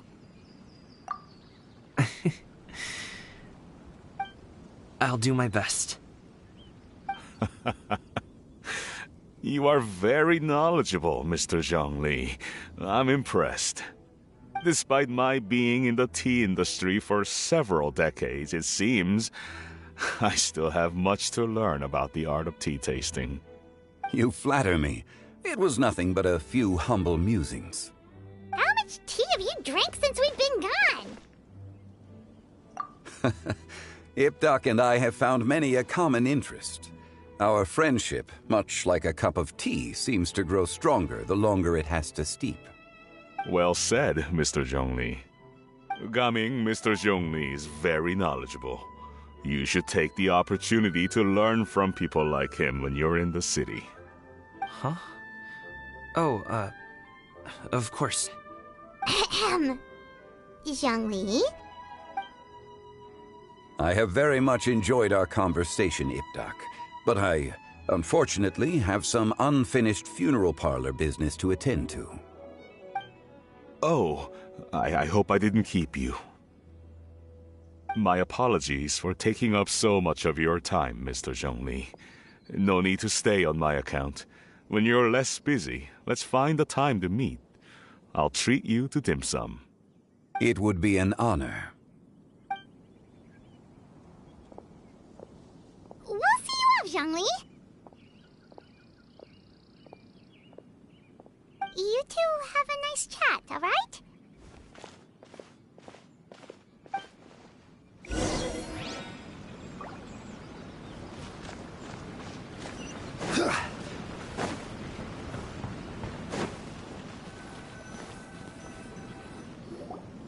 Thanks for helping us talk things through with Uncle Ip. Good thing you were able to pick up on what we were putting down. I have been around the both of you for some time now. You could say I have a certain level of expertise in that regard. As for my role in the conversation, think nothing of it. I hardly did anything noteworthy. You never change, do you? Why did you have us walk all this way? Paimon thought we just had to go far enough to be out of earshot. A friend approaches. Hello. So, you're here too? I've been here the whole time?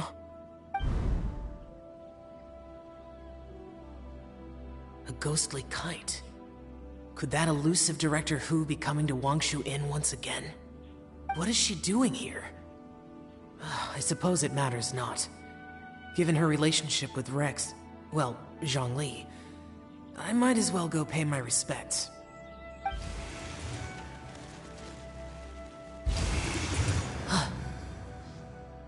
It's you! I thought you were Director Hu. Ah, your arrival is most fortuitous. Do you want to try out this new gadget? The addition of the power source makes the takeoff more stable. It's just that... He seems quite immersed in the study of this device. I fear it's almost too stable. It completely negates the pleasure of seeing one's kite sway with the wind. It's a bit of a shame. In truth, I'm here because Director Hu dispatched me to purchase some items in preparation for Lantern Rite. I see. Much like she does every year. Much like she'll do next year, I would imagine.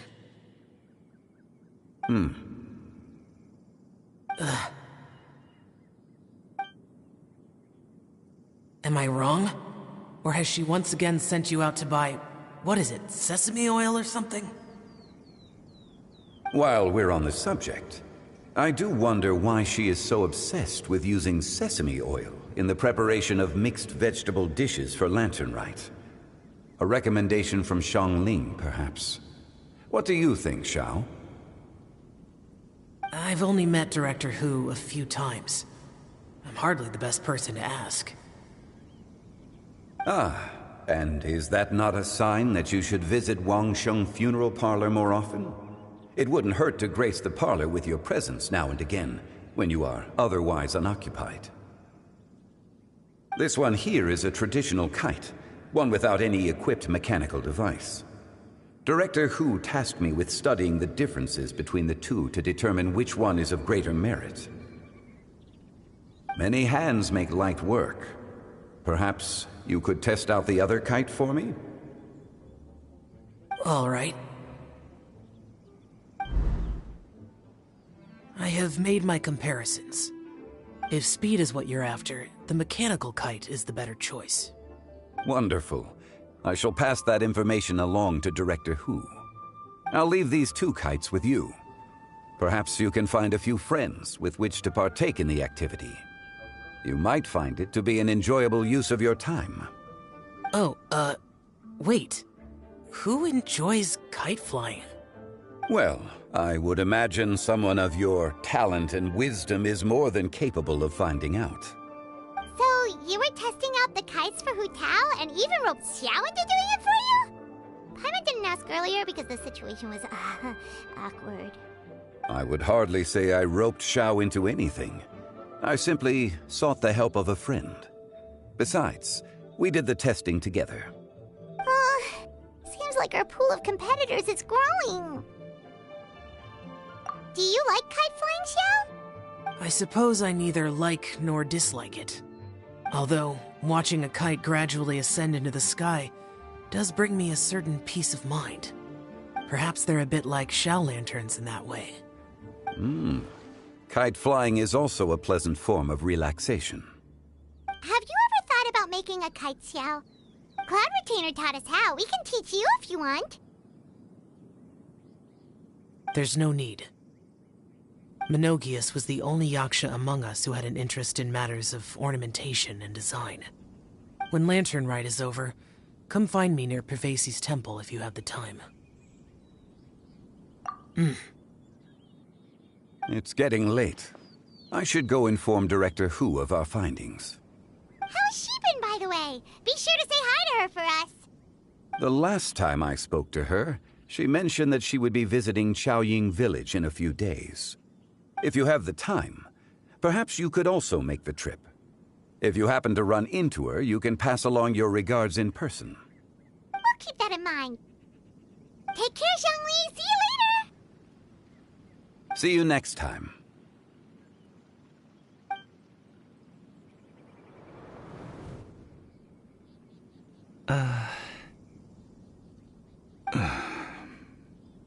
Coming.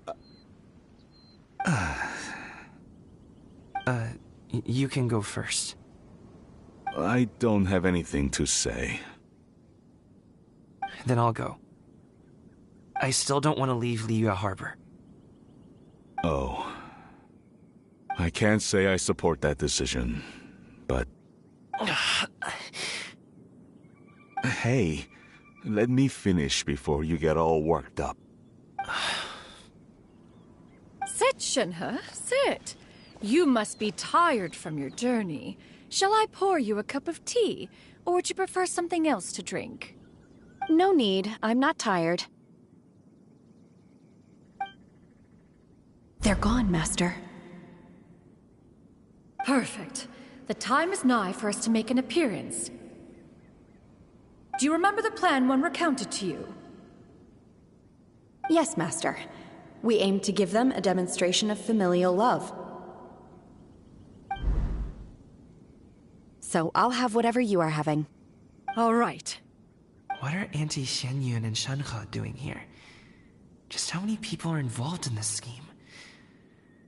I suppose all I can do is just take a seat and see what happens. Perfect.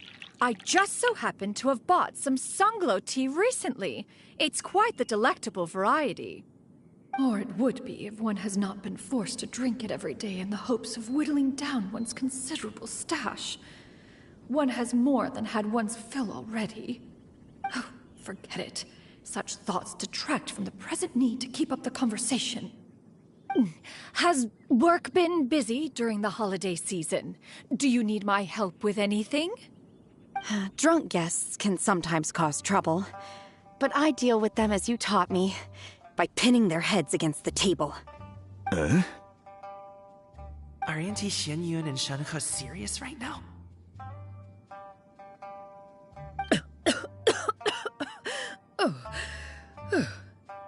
Oh dear. While one was busy orchestrating this act, one seems to have forgotten about Shenhe's various eccentricities. What I meant to ask was, have you made any new friends? We live so far from each other. It would be a great comfort to me to know you were surrounded by good companions. You already know of my past circumstances. Recently, I've been conversing with Guoba in the kitchen at night. Guoba can't talk, but his companionship is a comfort. The poor child. Her one friend can't even talk. I guess maybe Gaming is not doing so bad after all. Perhaps I've been too hard on him. Let's move on, shall we? Do you have any plans for today, Shenhe? How about we do something fun? That sounds about right. Take her to do something fun, and perhaps she'll loosen up a bit. Like we used to do when we would carry stones up and down the mountain from dawn until dusk, picking herbs to eat for dinner along the way? If that is what you ask of me, then that is what I shall do. Dad, here, have some tea. Or no, wait, let's not have any just yet. Yeah. I simply can't listen to that any longer. Coming. I'd like to finish what I was trying to say before. I don't support your decision to stay in Liyue Harbor, because living there is too hard on you. If you come home, there will be people to help you. I'm not saying we have to live under the same roof. I know our personalities are too similar to avoid butting heads. But you'll have your entire family around you. Your aunts, uncles, they'll all do whatever they can to help. You could get a less taxing job, and we could grab dim sum together from time to time.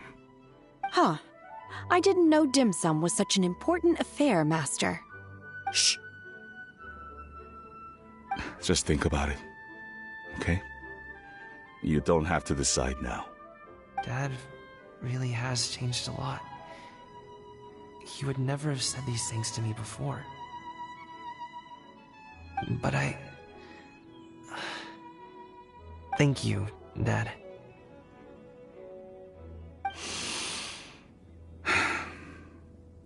It's been long enough, don't you think? Oh, Paimon sure hopes they've made up by now. Oh, they're drinking tea in silence. That's not a good sign. Did Xianyun's plan not work after all? Hey, you two! Paimon's sorry we were gone for so long. We got to chatting with some friends and didn't realize how much time had passed.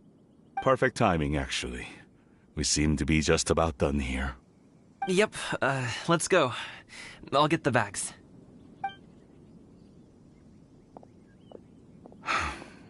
Gaming has grown a lot taller, hasn't he?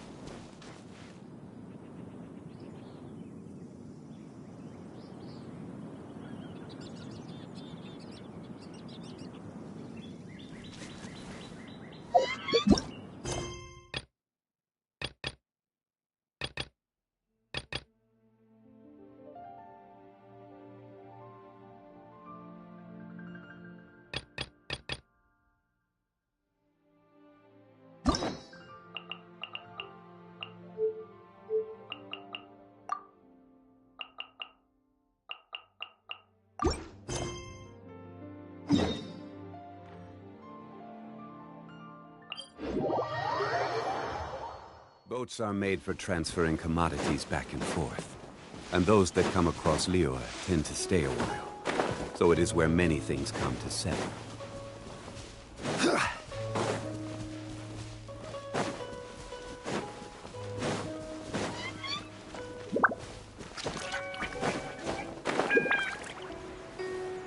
Dad! Dad, can you hear me? There's somebody... Oh no, it's... Hey, you! Stop! Don't go any further!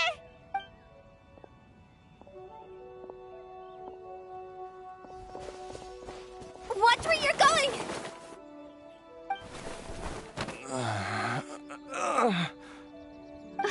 Dear customer, Wangsheng Funeral Parlor does appreciate your patronage, but you needn't hasten the inevitable. Are you all right? Huh? Dad! Hey, Hu Tao! My, who do we have here? It's the Traveler in Paimon, and... my worst nightmare. I see she still hasn't warmed to you. Thank you, Director Hu, for saving this man. Dad, are you okay? Do you recognize me? It's me, Ayu. You're... Ayu? Who am I? Your name is Jia Liang, and you live just west of Qingse Village. You were supposed to come to Liyue Harbor to see the doctor. Remember? Does that jog your memory? Oh, my name is Jia Liang. Liyue Harbor. See the doctor? Yes, I'm Jia Liang, and I need to see the doctor. Wait, why do I need to see the doctor? Uh-oh. He seems in really bad shape. We need to get him back to Boo Boo Pharmacy right away. Sorry, Hu Tao. Gotta dash. Dinner's on us next time. Hold on a second. You're not seriously thinking of taking him to Boo Boo Pharmacy in this state, are you? Huh? Why not? What's the problem? Come on, Baizhu. Don't tell me you haven't noticed it. Didn't your master teach you how to spot the signs? Why do I get the sense that you spotted them right away, but you're planning to use it for your own ends? Use what? What are you talking about? Paimon's lost.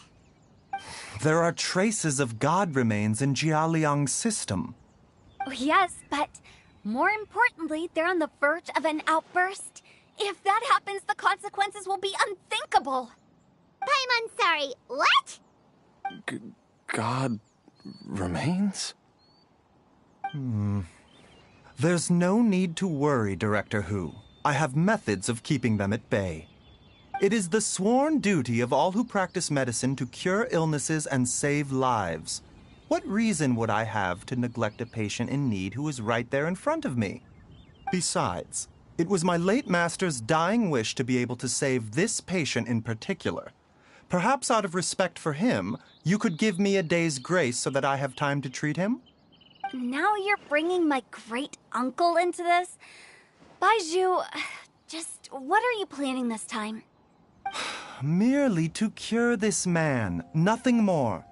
But of course, if you have any doubt as to my intentions, you are more than welcome to accompany me to Boo Boo Pharmacy and monitor my activities. Oh, really? I thought I was persona non grata at Boo Boo Pharmacy. You're being unusually generous. Okay, deal. We're not going to solve anything by keeping Jia Liang here. I'm happy to do it your way, but only for my great-uncle's sake and the travelers, of course. You must be pleased you brought the traveler along. Otherwise, this would have been a much more vexing ordeal. Well, time is of the essence. Let's get ourselves back to Boo Boo Pharmacy at once.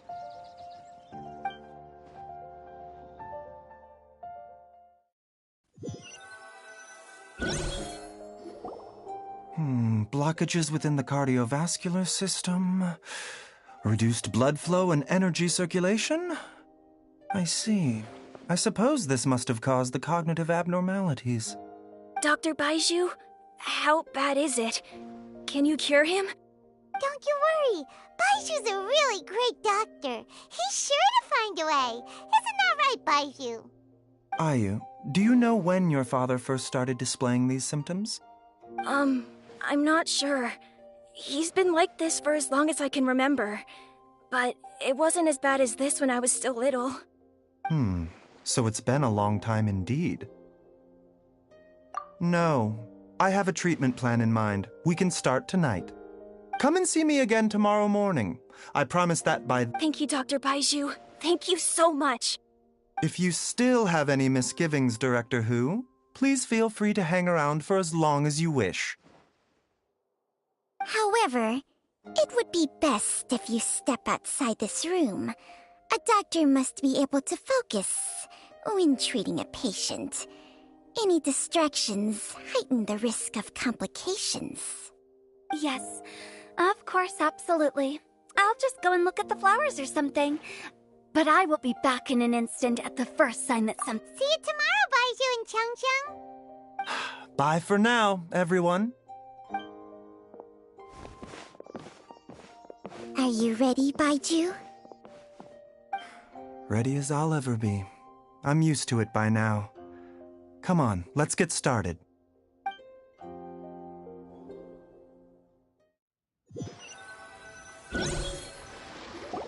All's well that ends well, huh?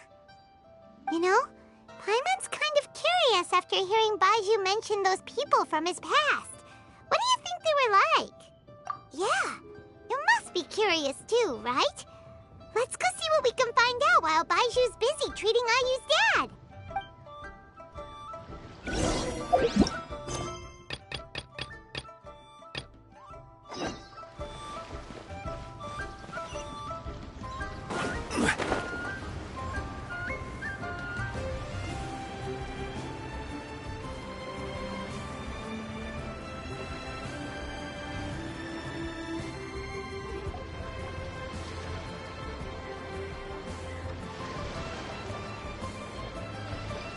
You must be Mr. Ip! Thank you for coming all this way. My name is Charlotte, and I'm a reporter from Fontaine. You can find me writing for the Steambird. I invited you here not just to purchase your fine tea, but also with the hope that you might be willing to sit down for a short interview. What do you say? An interview? To advertise my teas? I suppose you could think of it that way. We Fontainians are big tea drinkers, too. The Fontaine Market. Then I'll need some time to adequately prepare. Perhaps we could sit down and discuss the questions you intend to ask in advance. Of course, of course! Please follow me.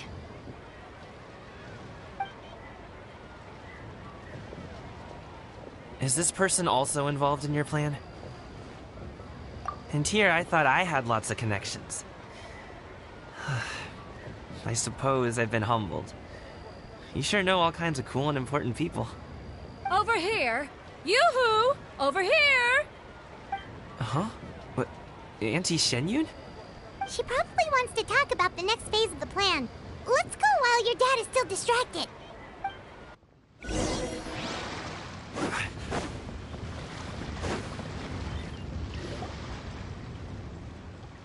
I take it that all is going well? Don't worry, Shenyun. Everything is going according to plan. I knew it. I knew that was all an act earlier. Auntie Shenyun is really something. She was so determined to help me. She didn't even care about making herself and Shanhe appear foolish in front of my family. She truly knows how to look out for others. I still have a lot to learn. As for the next step... Oh no! What's wrong, Gaming? Don't tell me you're the ones footing the bill for all that tea. I can't let you do that. Fret not. Reimbursements will be made. Exactly! Think of it more as an investment, as Ningguang would say. We pooled together the Mora so that Charlotte could place the order. She's gonna bring it back to the Steambird as a gift, as well as a sample of the regional specialty. Fontainians will probably fall in love with your dad's tea as soon as they lay their eyes on Charlotte's article. And once all the money from the new orders begin to roll in, getting our Mora back will be a piece of cake. Oh, okay. Business-related matters always seem to go over my head, but I refuse to let you all lose Mora on my behalf. I'll pay you back right now. We can talk about such matters at a later date. There are more important matters for you to consider at the moment, are there not? Yes. I've been thinking about it the whole way here. I have an idea, but I'd hate to cause even more trouble for all of you. That is for us to decide. Yeah, we're all friends here. Plus, course, we wouldn't be here if we didn't want to help, right? Just tell us about this idea of yours. Okay. So, it's like this.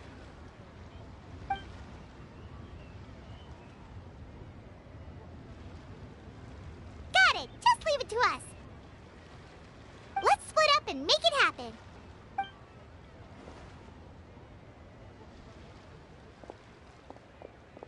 We need to do those things we talked about, but we also still have the kite flying competition. Since Xiao already tested out those kites for us, why don't we also go buy one of those mechanical thingamabobs or whatever they're called? We can attach it to our kite.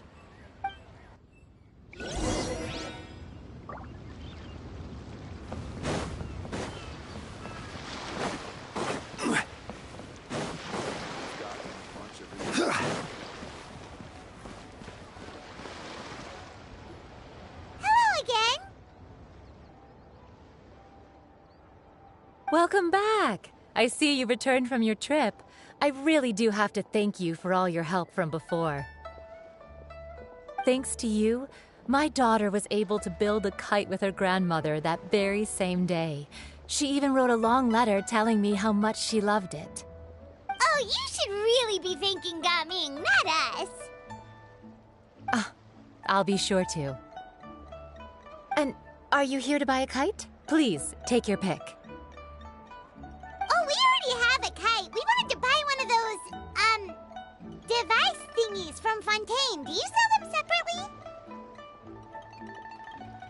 Yes. Here you go. Please, take it, free of charge. The directions are in the box. It's not hard to install at all. It doesn't feel right for us to just take it. Well, nor would it feel right for me to take your Mora. Good luck in the kite flying competition. I'll be rooting for you. All right, then. Thank you.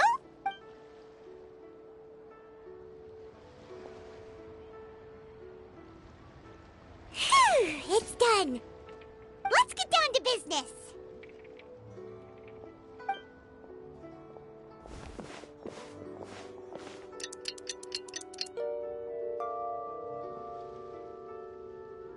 Looks like we finished everything we needed to do. Let's find a good place and put this thing into the sky.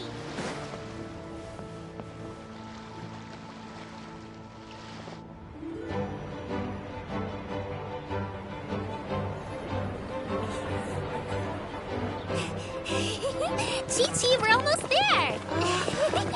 Okay.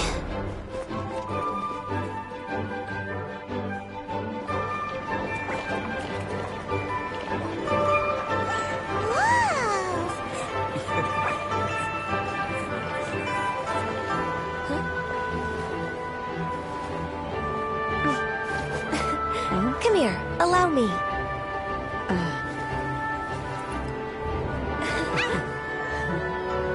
The lantern rite is as festive as ever.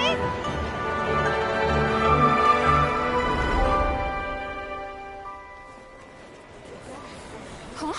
Oh, what's going on? Did something happen? What should we do? Oh, should we get the Millilith?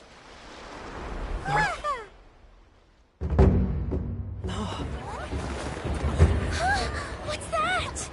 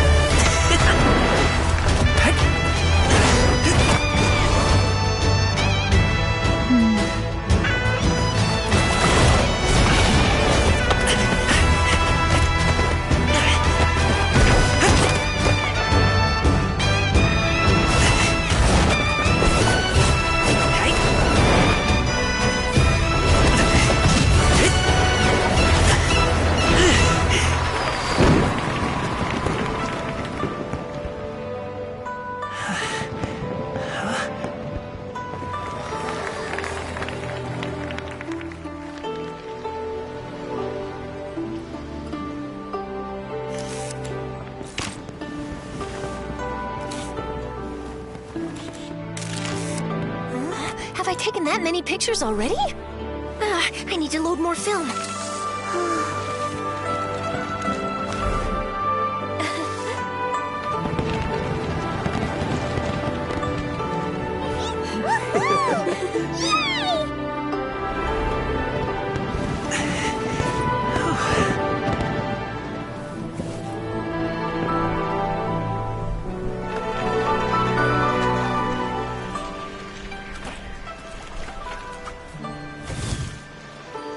Wait, the wind. Oh my gosh! Mommy, I want a big kite like that too! Do you see that kite way out in front? It's so beautiful!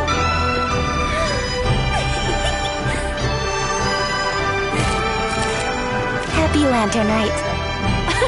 Happy Lantern Rite.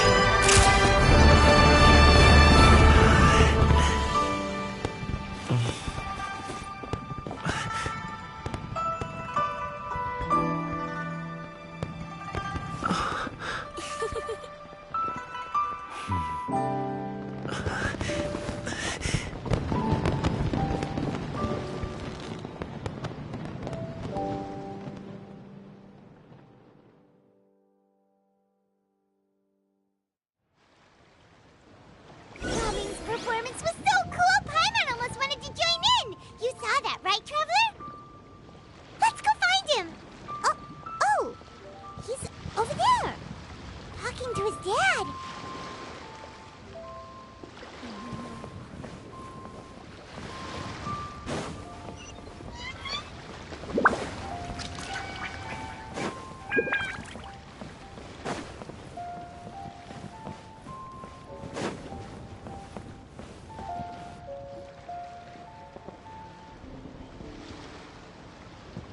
I think I'll head off now, if that's okay. Thank you, little girl. Do you want us to walk you back? No need. Master is waiting for me right over there.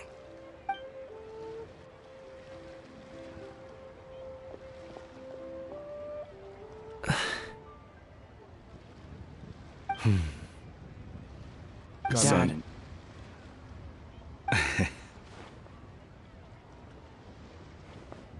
I suppose I'll go first this time.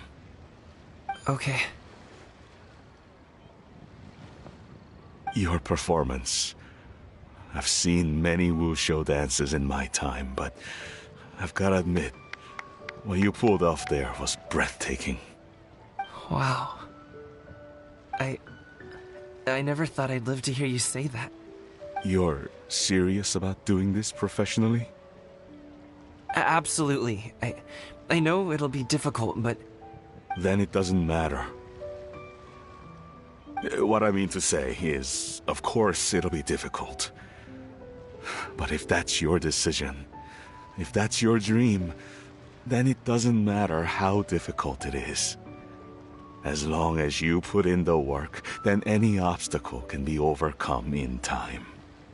Really, when I was young, I also... Actually, how about we save that story of my past for another time? All I really want to say is, I've changed my mind. Much like this kite, you also deserve to soar to new heights. Dad. Son. Son? Haven't heard that in a while. I bet you're wondering what's gotten into me saying all this. Well, a little bit, yeah. Anyway, I know I've never found the chance to say this before, but... to me, Gaming, you've always been a great kid.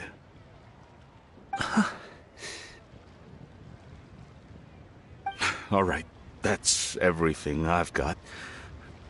Did you have something you wanted to say, or... Seeing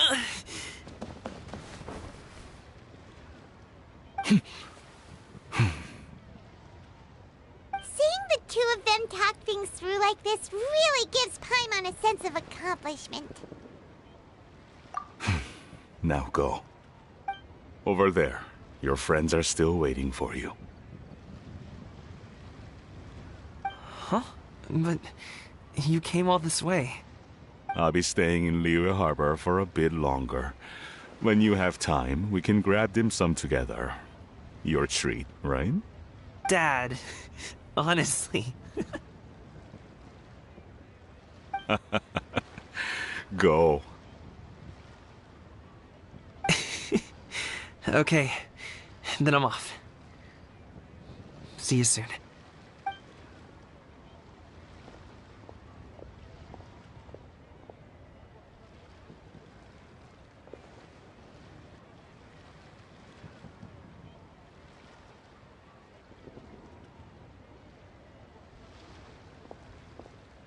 That's quite the smile you've got there, Gaming. Really? It's nothing to be embarrassed about. I'd like to find and thank Auntie Xinyun, as well as everyone else who's helped me out. If everyone has time, maybe we could all get together and go fly a kite.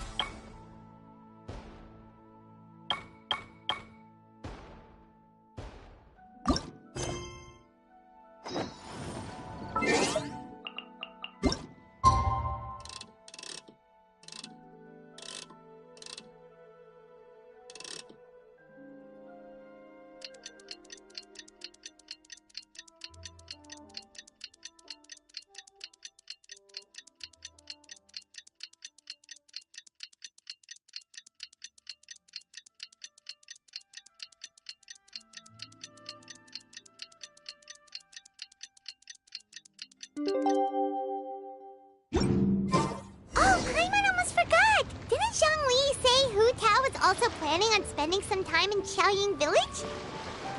We didn't have anything else to do today, right? Why don't we go have a look around? Maybe we'll run into her.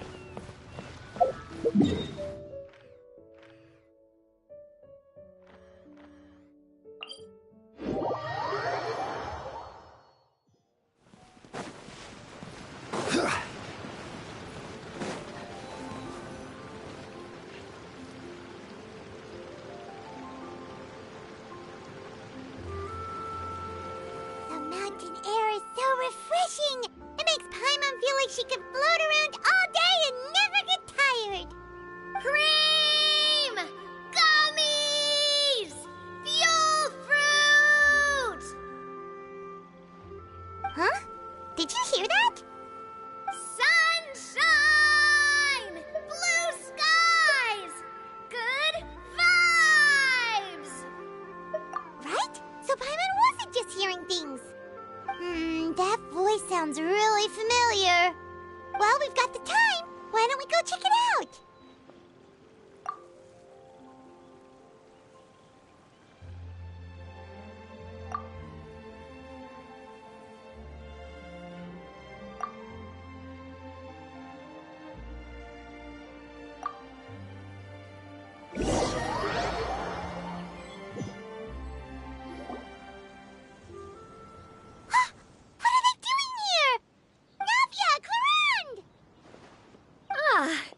If it isn't my dear partners.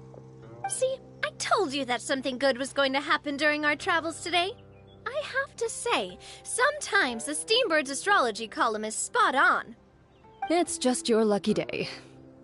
Are you guys also here to catch the festivities? Oh, and that reminds me. Happy Lantern Rite. Happy Lantern Rite. Happy Lantern Rite to you, too! Wait, if you're here for Lantern Rite, then what are you doing on top of this deserted mountain? And that voice we heard, that was you, right, Navia? Oh, impressive. You could tell it was me from that far away. You've got good ears. That or your voice is just really loud. Well, of course it is. After all, I'm a boss. Indeed. I suppose it's an asset. Sure is! Having a loud voice is a handy tool when it comes to communication. Wait. That wasn't even Paimon's point. Paimon just wants to know why you two were shouting from the top of this deserted mountain. There was something about almonds, maybe? And buell fruit? Ooh, is it some sort of secret code? No, it's not a code. The words are meaningless. Perhaps, but the act of shouting was very meaningful indeed. That's just what mountain climbers do, right? After all the hard work it takes to make it to the top, as you stand on the summit looking out at the vast scenery, it's not easy to resist the urge to release those emotions. Exactly. You get me, partner. I was afraid that it would cause a disturbance, so I asked the locals around here, and they said it was fine. Apparently most hikers like to shout when they get to the top, so the locals are used to it by now. So, you see, it's not just me. I guess everyone shouts from the top of a mountain at some point in their life. Speak for yourself. When you're stressed, don't you ever just get the urge to do something for no reason? Not really. If I ever get stressed, I just go hunting. Oh, that's a pretty good way to relieve stress. What I choose to hunt depends on my mood. Huh? Anyway, why don't you two give it a try? Shout anything you want. It's a real stress reliever. As long as Paimon has clothes on her back and food in her belly, Paimon doesn't think there's any stress that needs relieving. Oh, I bet you guys are just too embarrassed to let loose. No need to be shy. Even Farina was shouting from the top of this mountain earlier. Huh? Did Paimon hear that right? Farina's also here? In Chaoying Village? Believe in your ears. It is indeed as you heard. Actually, the reason we climbed this mountain in the first place was also because we heard the sound of shouting. Yes, we could just about make out someone yelling things like, "Help me!" and "What should I do?" So we hurried up here to check it out. And what do you know? Miss Farina was standing right there, all red in the face. She practically sprinted back down the mountain the minute she saw us. Ah, that reminds me. I believe what she actually said was, "So help me, I will figure out what I should do about this script." So, you could actually hear what she was saying? Why didn't you say so earlier? I thought someone was really in trouble. I figured we would come check out the situation either way. Why not let her keep some privacy?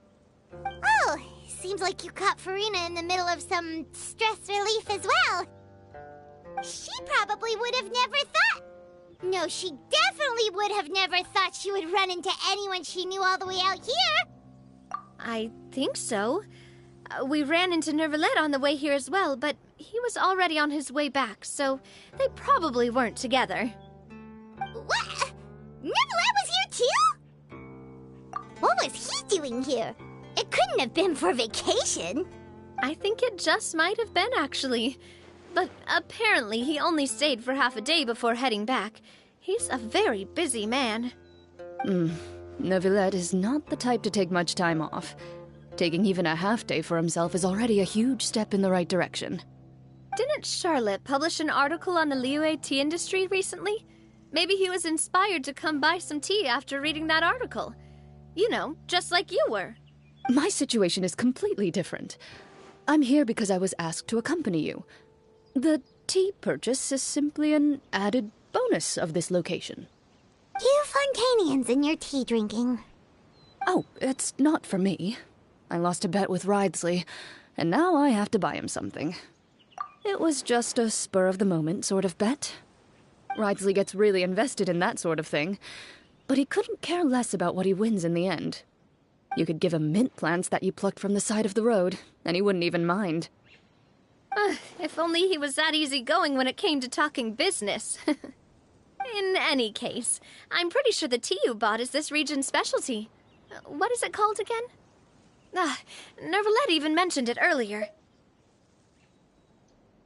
Yes, that's the one. You didn't really buy 10 boxes, did you? Please, Do I look like someone who would fall for that sort of marketing trap?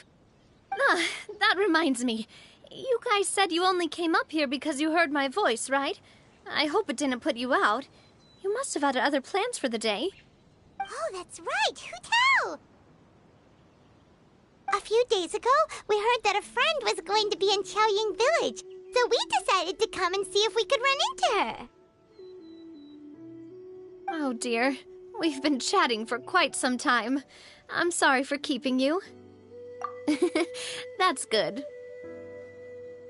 We should probably head out and look for Hu Tao. No need to stay on our account. We just got up here, so we're gonna stay around for a little longer. Go and meet your friend.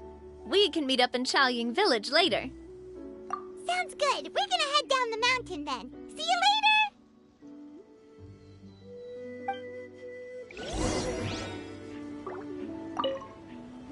What do I have to do to get you to yell from the top of this mountain? Name your price. You really want to hear it that bad, huh? I'm just curious is all. I have a feeling you'll say something amazing. I will pass. I prefer to let actions speak louder than words.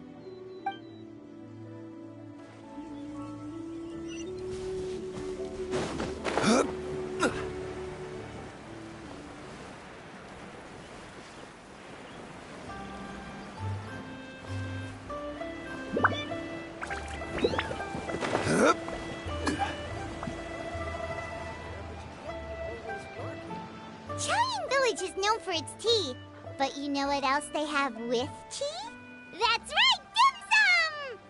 Didn't Gaming say something about dim sum being eaten in the morning? Oh, Paimon wonders if we can still get some at this time of day. Oh, well that's fine too. Paimon doesn't care what kind of tea it is as long as it comes with some tasty snacks. Now, let's see what kind of yummy things we can find around here. Paimon's not seeing things, is she? Is that Furino standing between Zhongli and Hu Tao? Wonder what they're talking about. Zhongli knows a lot of stuff. Maybe he's telling Furina about Chaoying Village. Oh, or maybe Hu Tao is trying to rope Furina into being one of her clients. Hey, this isn't the Fortress of Meropide. But Paimon could be convinced for the right price. Let's say, loser buys the winner 3 huge bowls of seafood kanji. Since Zhongli is there, Paimon bets things are pretty tame. It's decided then. Paimon votes for tour guide Zhongli. All right, no time to waste. Let's go see who's right.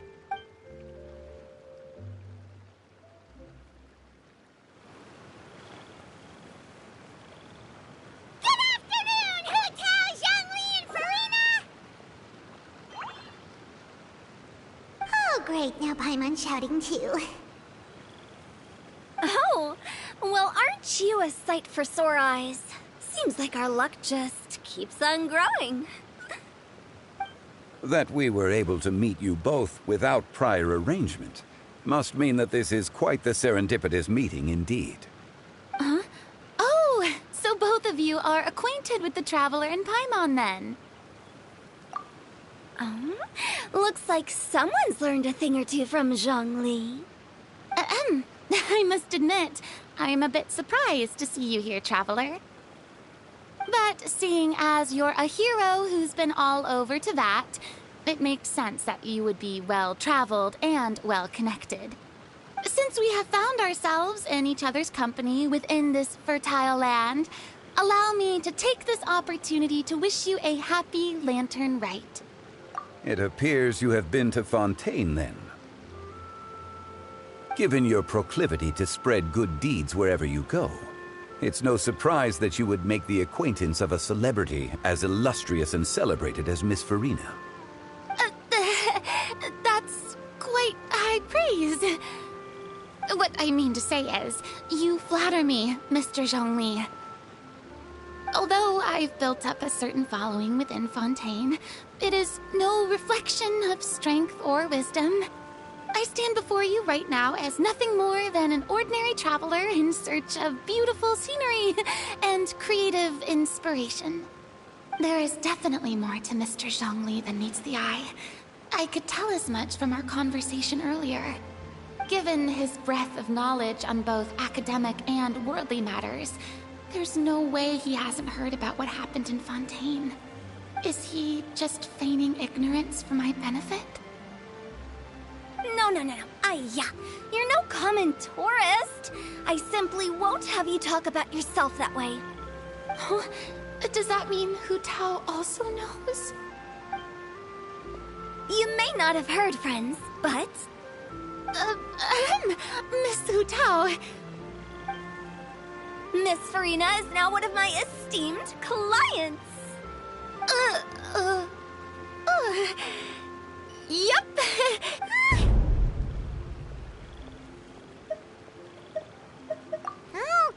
Okay, you win. Guess Paimon will have to break into the hidden stash at the bottom of her shoe.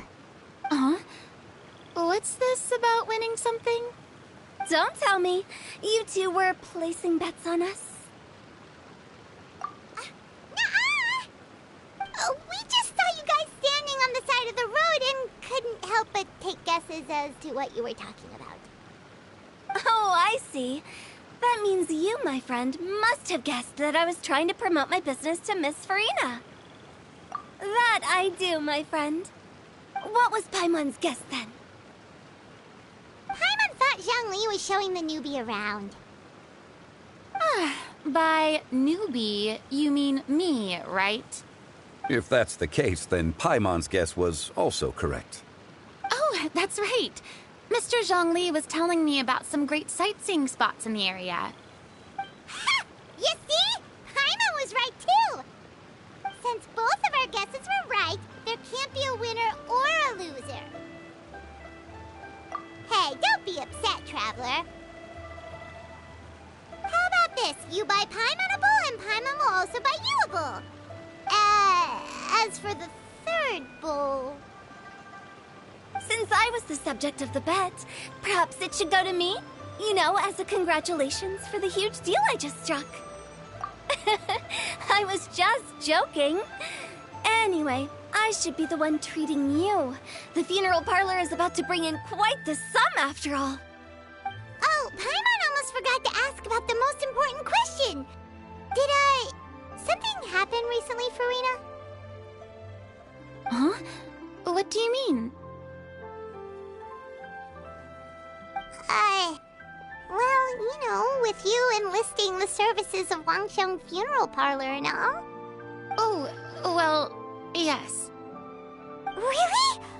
Oh, no. Paimon is so sorry for your loss. Although Paimon may have not known the person, please accept Paimon's deepest... Whoa, it's not like that, Paimon. Huh? But Paimon just thought, since you hired the services of a funeral parlor and all... Hey, it's not that big of a stretch. Really, Paimon? It's not like you don't know me. Do I look like I know anyone who would ask me to coordinate their funeral?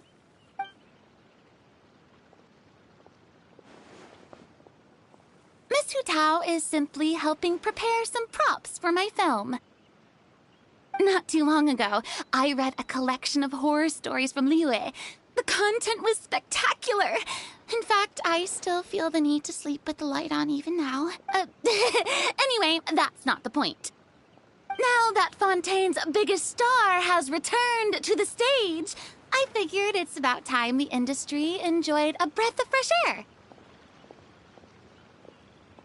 Hey, that's pretty good.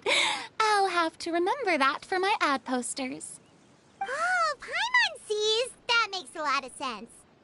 So, did you come to Liyue just to enlist the services of Wangsheng Funeral Parlor? Well, not exactly. My original plan was to just relax and enjoy the sights. But then I ran into Miss Hu Tao and Mr. Zhongli, and well, you know the rest. I suppose it was meant to be. It was a fated meeting indeed. Zhongli sure loves his lofty turns of phrase. But if you ask me, it's all thanks to that man who stopped to ask for directions. Oh? Who was it? It's someone you know. Wanna take a guess? What? How did you guess that on your first try? Very impressive, my friend. Your guessing game is spot on today.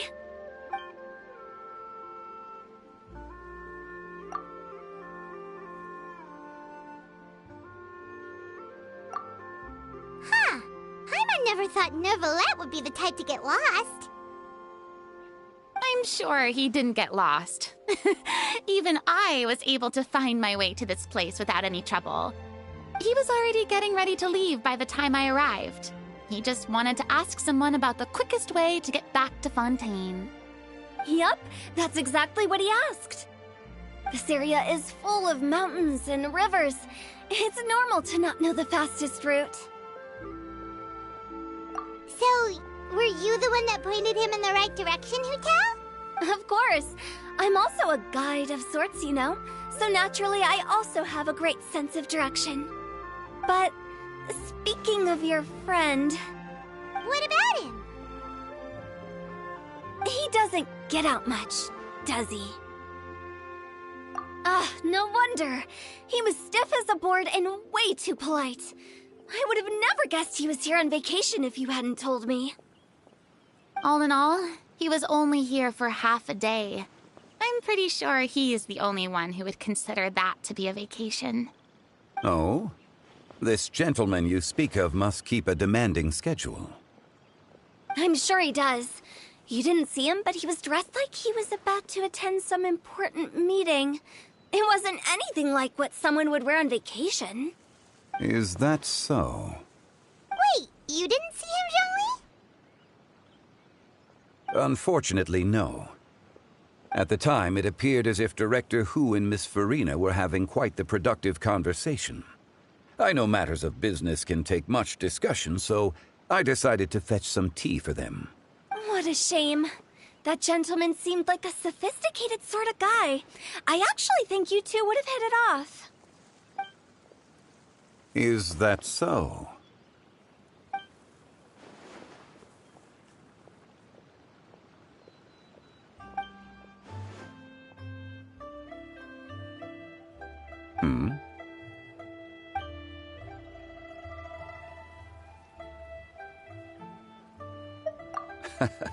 To borrow Miss Farina's turn of phrase, perhaps it just wasn't meant to be.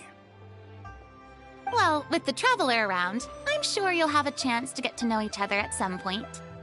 That's right. He's got more friends than he knows what to do with. Well, that's certainly true. Oh, that reminds me. If you get the chance, you should try and talk to Neuvillette into loosening up a bit. Just tell him the Palais Mermonia isn't going to fall apart if he disappears for a few days. He shouldn't keep himself cooped up all the time. Even clams open their shells to let in fresh water every once in a while, right? If he's really that much of a stickler for protocol, he can fill out a leave of absence request. He'd have to approve it himself since he handles that sort of thing now, but you know what I mean. Seems like this gentleman is also in charge of something pretty important. Sounds like a pretty uptight sort of guy, all right. In my experience, a leader needs to be able to roll with the punches. That also includes knowing when and what to prioritize. It seems like your friend still has a lot of growing to do. If I remember correctly, he's already several thousands of years old. You're quite right, Miss Hu-Tao. Oh? Traveler, Miss Farina, those two individuals over there appear to recognize you. Oh, it's Navia and Clarand. Hey, over here!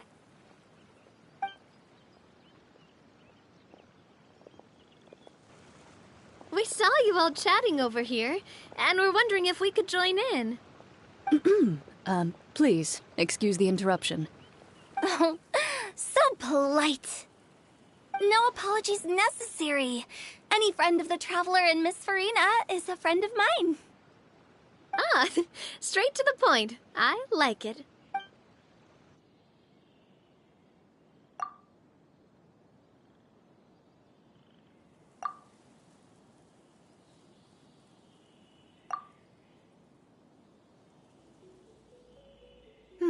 It's getting late.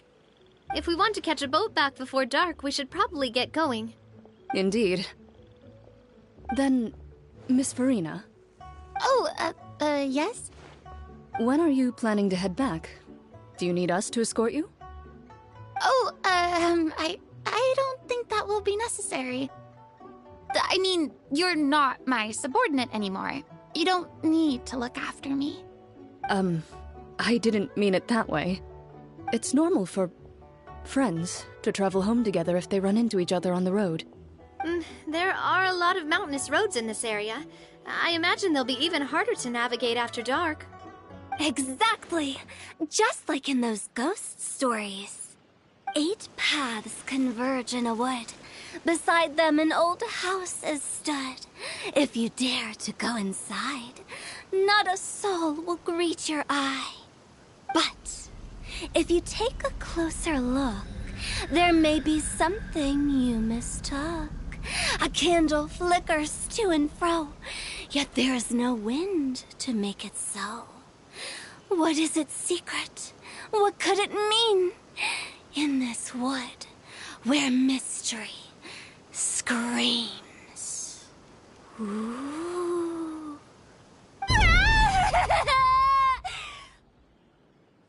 My dear demoiselles, ladies, no, I mean friends, please take me with you. Of course. Gotta say, Farina, you are really quite the character. By the way, did I hear you mention that Clorand used to work under you? Then you must have also been a leader at some point. Well, that's, all in the past now.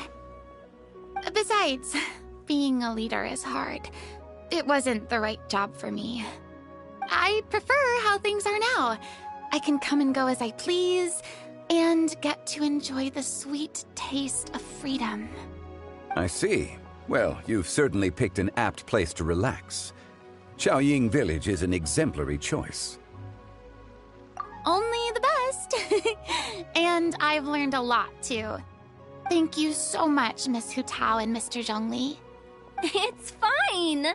You've thanked us more than enough already. The next time you're in this neck of the woods, I'll treat you to some dim sum in the city. Dim sum? Is that some kind of Liyue term for snacks or desserts? They are a part of it. It's basically a table full of as much tea, sweets, and good company as you can manage. Oh, so it's basically a tea party! Sounds great! Make sure to order the winter melon cake and the lotus flower crisp. They're so sweet and delicious, Paimon knows you'll love them. Ooh, okay. I'll be looking forward to it then. Wait, but didn't you guys say you were here on vacation? How come you're all going home empty-handed? Of course I am. I bought tons of fun things to bring home with me. A kite, a parasol, a little tin frog that jumps. Oh, and a stuffed toy of a mythical beast. Clorand is the one who didn't buy anything for herself. So all you're bringing back with you is that tea? And some tea-flavored hard candies. They're for Sigewin. Clorand isn't much of a shopaholic. Well, one of us has to practice restraint. Hey, I'm hardly reckless with my Mora. I'll have you know, all the purchases I made today were well within my budget. Me? Oh, well, I bought some tea, of course. I just had to try all the varieties recommended in the Steambird. Other than that, just some bits and bobs, you know. A little bit of this, little bit of that. They should all be things I can use, I think. Now Paimon's even more confused. If you bought that much stuff, where did it all go? Into one of Linny's magic packets? Oh, actually... Monsieur Neuvillette took them with him. Oh, so that's what happened. Wait, what? Why did he take them? He's not hoarding treasure, is he? That's quite the imagination you've got there, Paimon. Monsieur Neuvillette just saw the amount of bags we had and offered to take them back for us. I felt a bit bad at first, but, I really did have a lot of stuff. He even offered to deliver my gifts to the Fortress of Meripede for me once he's done with the day's work. Neuvillette is a man of his word. If he says he can do something, then he means it. See, even Clorand was happy to take him up on his offer. If even his trusty subordinate agreed, then who was I to refuse? Wow, he seems like a real gentleman. Maybe he's not as uptight as I thought. If only the funeral parlor had an employee as thoughtful, proactive, and responsible as him. Right, Zhongli? Indeed. Clorand said Neuvillette offered to deliver her gifts to Risley. Oh, that reminds me. A new year of work is about to begin. If there's anything you want to talk about, Zhongli, you know you can come to me. I'm all ears. Does the director have any concerns? It just seemed like you were a bit preoccupied today, and much less talkative than usual. You barely said anything other than, "Is that so?" and "Indeed." If you ask me, I'd say you're having a midlife crisis. You're getting to be around that age after all. Is that so? Ugh. I jest. Given its distance from the city, Chaoying Village enjoys a much slower pace of life. Surrounded by such peace and tranquility, I also seem to have developed a proclivity for inactivity. I apologize for making you worry. I see. What do you think, Traveler? Is this atmosphere putting you in a lazy mood too? Wow, you are getting really good at these kinds of lines. Indeed.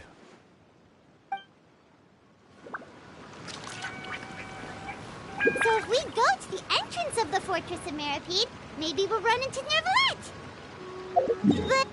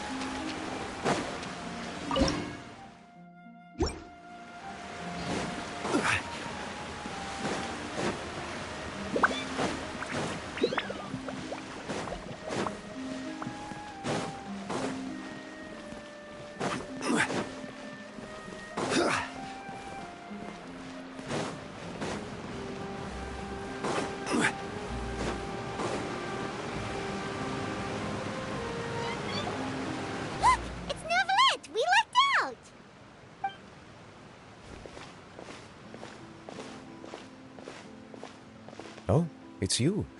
It has been some time since our last meeting. Few people frequent this location. Since I was able to conclude my work early for the day, I thought I might take a walk and avail myself of this area's peace and quiet. You call this early? Do you always work this late, Neuvillette? Strictly speaking, that depends on the agenda for the day. I am hardly bereft of time, however, so working late is of little consequence to me. Really? If you have so much time on your hands, then why did you only go to Chaoying Village for half a day? First, I should clarify that I was referring to my lifespan, rather than the time at my disposal on any given day. Second, I was unaware you possessed knowledge of my trip to Chaoying Village. I see.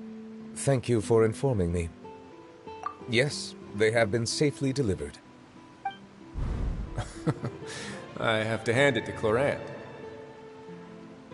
Just a simple gift delivery, and she has the great and mighty Udex at her beck and call. I was just passing through. It was merely an act of convenience. All right. Then I hereby confirm receipt of the goods on behalf of the staff of the Fortress of Meripede. A verbal receipt of confirmation? Is such a formality really necessary for a small matter such as this? Guess not. This quantity of tea, though, seems a little excessive for a gift, don't you think? Before you know it, they'll start accusing me of taking bribes. About that. Much of that is my own excess, I'm afraid. Oh? Why? What happened? It was buy 10 boxes, get half off. Ah, that explains it then. Well, go ahead and leave them to me. I'll get through this stash as fast as I can. You have my thanks. Oh, there's something else I'd like to give to you. This is a stone slate, engraved with a symbolic design. While that is an apt description, it is in actuality a legal codex. A legal codex, huh? Before the advent of modern writing utensils, information was recorded on stone slabs such as this. The law was no different. Okay. Since ancient times, the scales of justice have symbolized the fairness and impartiality of judiciousness. As a tribute to that sentiment, this slate was designed after a traditional legal codex and engraved with a symbol instead of text. During my travels recently, I chanced upon a roadside stall offering tourists the opportunity to try their hand at the ceramic arts, so I decided to have a go. We joked with Cloran some time ago about gifting you a legal codex. So, here you go. Ah, so that's what this is about. I did not expect you to remember it as well. In any case, I hope this can be considered as a reasonable attempt to join in on the banter. It is a very good attempt. I suppose I shouldn't be surprised. Even your sense of humor centers around the law. That's an impressive level of commitment. A gift of this significance deserves to be put on display, and I know just the place. Front and center in the Fortress's showroom. Surely there's no need for such a grand gesture.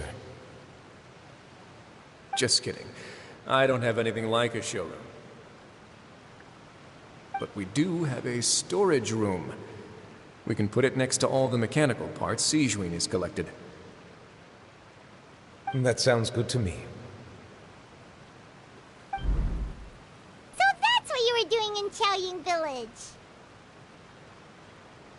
Indeed. Of course, while I was there, I also took the opportunity to taste the local spring water. The aftertaste is much purer than what I have delivered to me in Fontaine. It stands to reason that the long-distance transport has a tendency to imbue the water with extraneous emotion. If you want to experience the true flavor, you simply have to go to the source. Perhaps I should organize some time off to do the same elsewhere. Then we are of the same mind.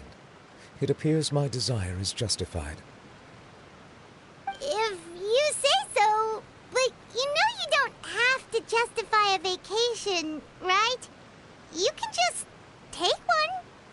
After all, you're hardly bereft of time. You can do whatever you want. You're quite right. I suppose I suffer not from a lack of opportunity, but rather a lack of inspiration. However, after reading a few articles about Liyue's holiday traditions, the idea popped into my head and made itself quite at home. Seeing as I was free of responsibilities for the morning, I decided to depart at once. Refreshing. My spontaneous outing seemed to inspire quite a few other spontaneous decisions as well. Take, for example, my foray into ceramics. At first, soil from the ground is granular and unforgiving, but Add the right amount of water, and it becomes soft, moldable, and able to take shape. In the past, I never thought about how quotidian vessels were crafted. But now, I have participated in their very making. This is also something I made today.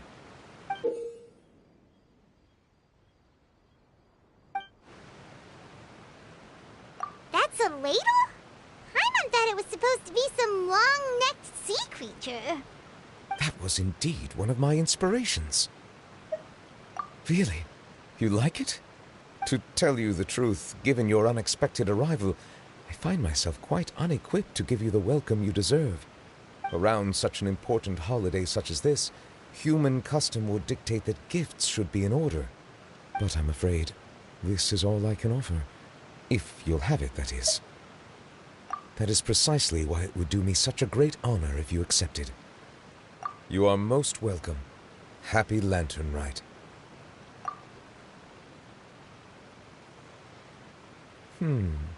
Approve a leave of absence request for myself.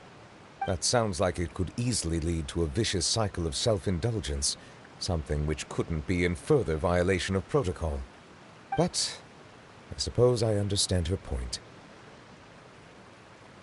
My proclivity to refrain from personal outings does, in part, originate from a sense of responsibility toward my duties. But it is also due to a lack of desire to engage in the human world. But now I see that the human world is indeed full of many interesting places to discover.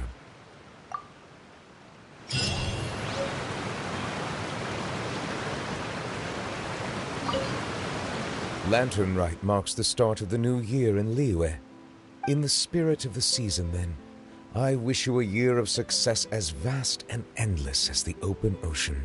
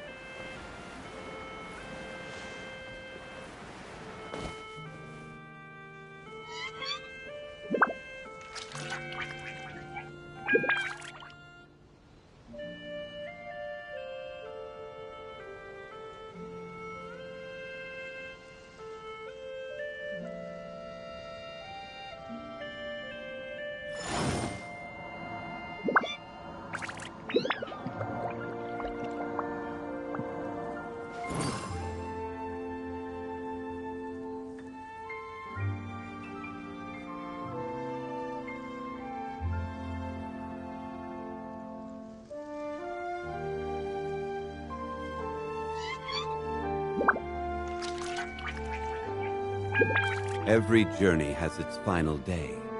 Don't rush.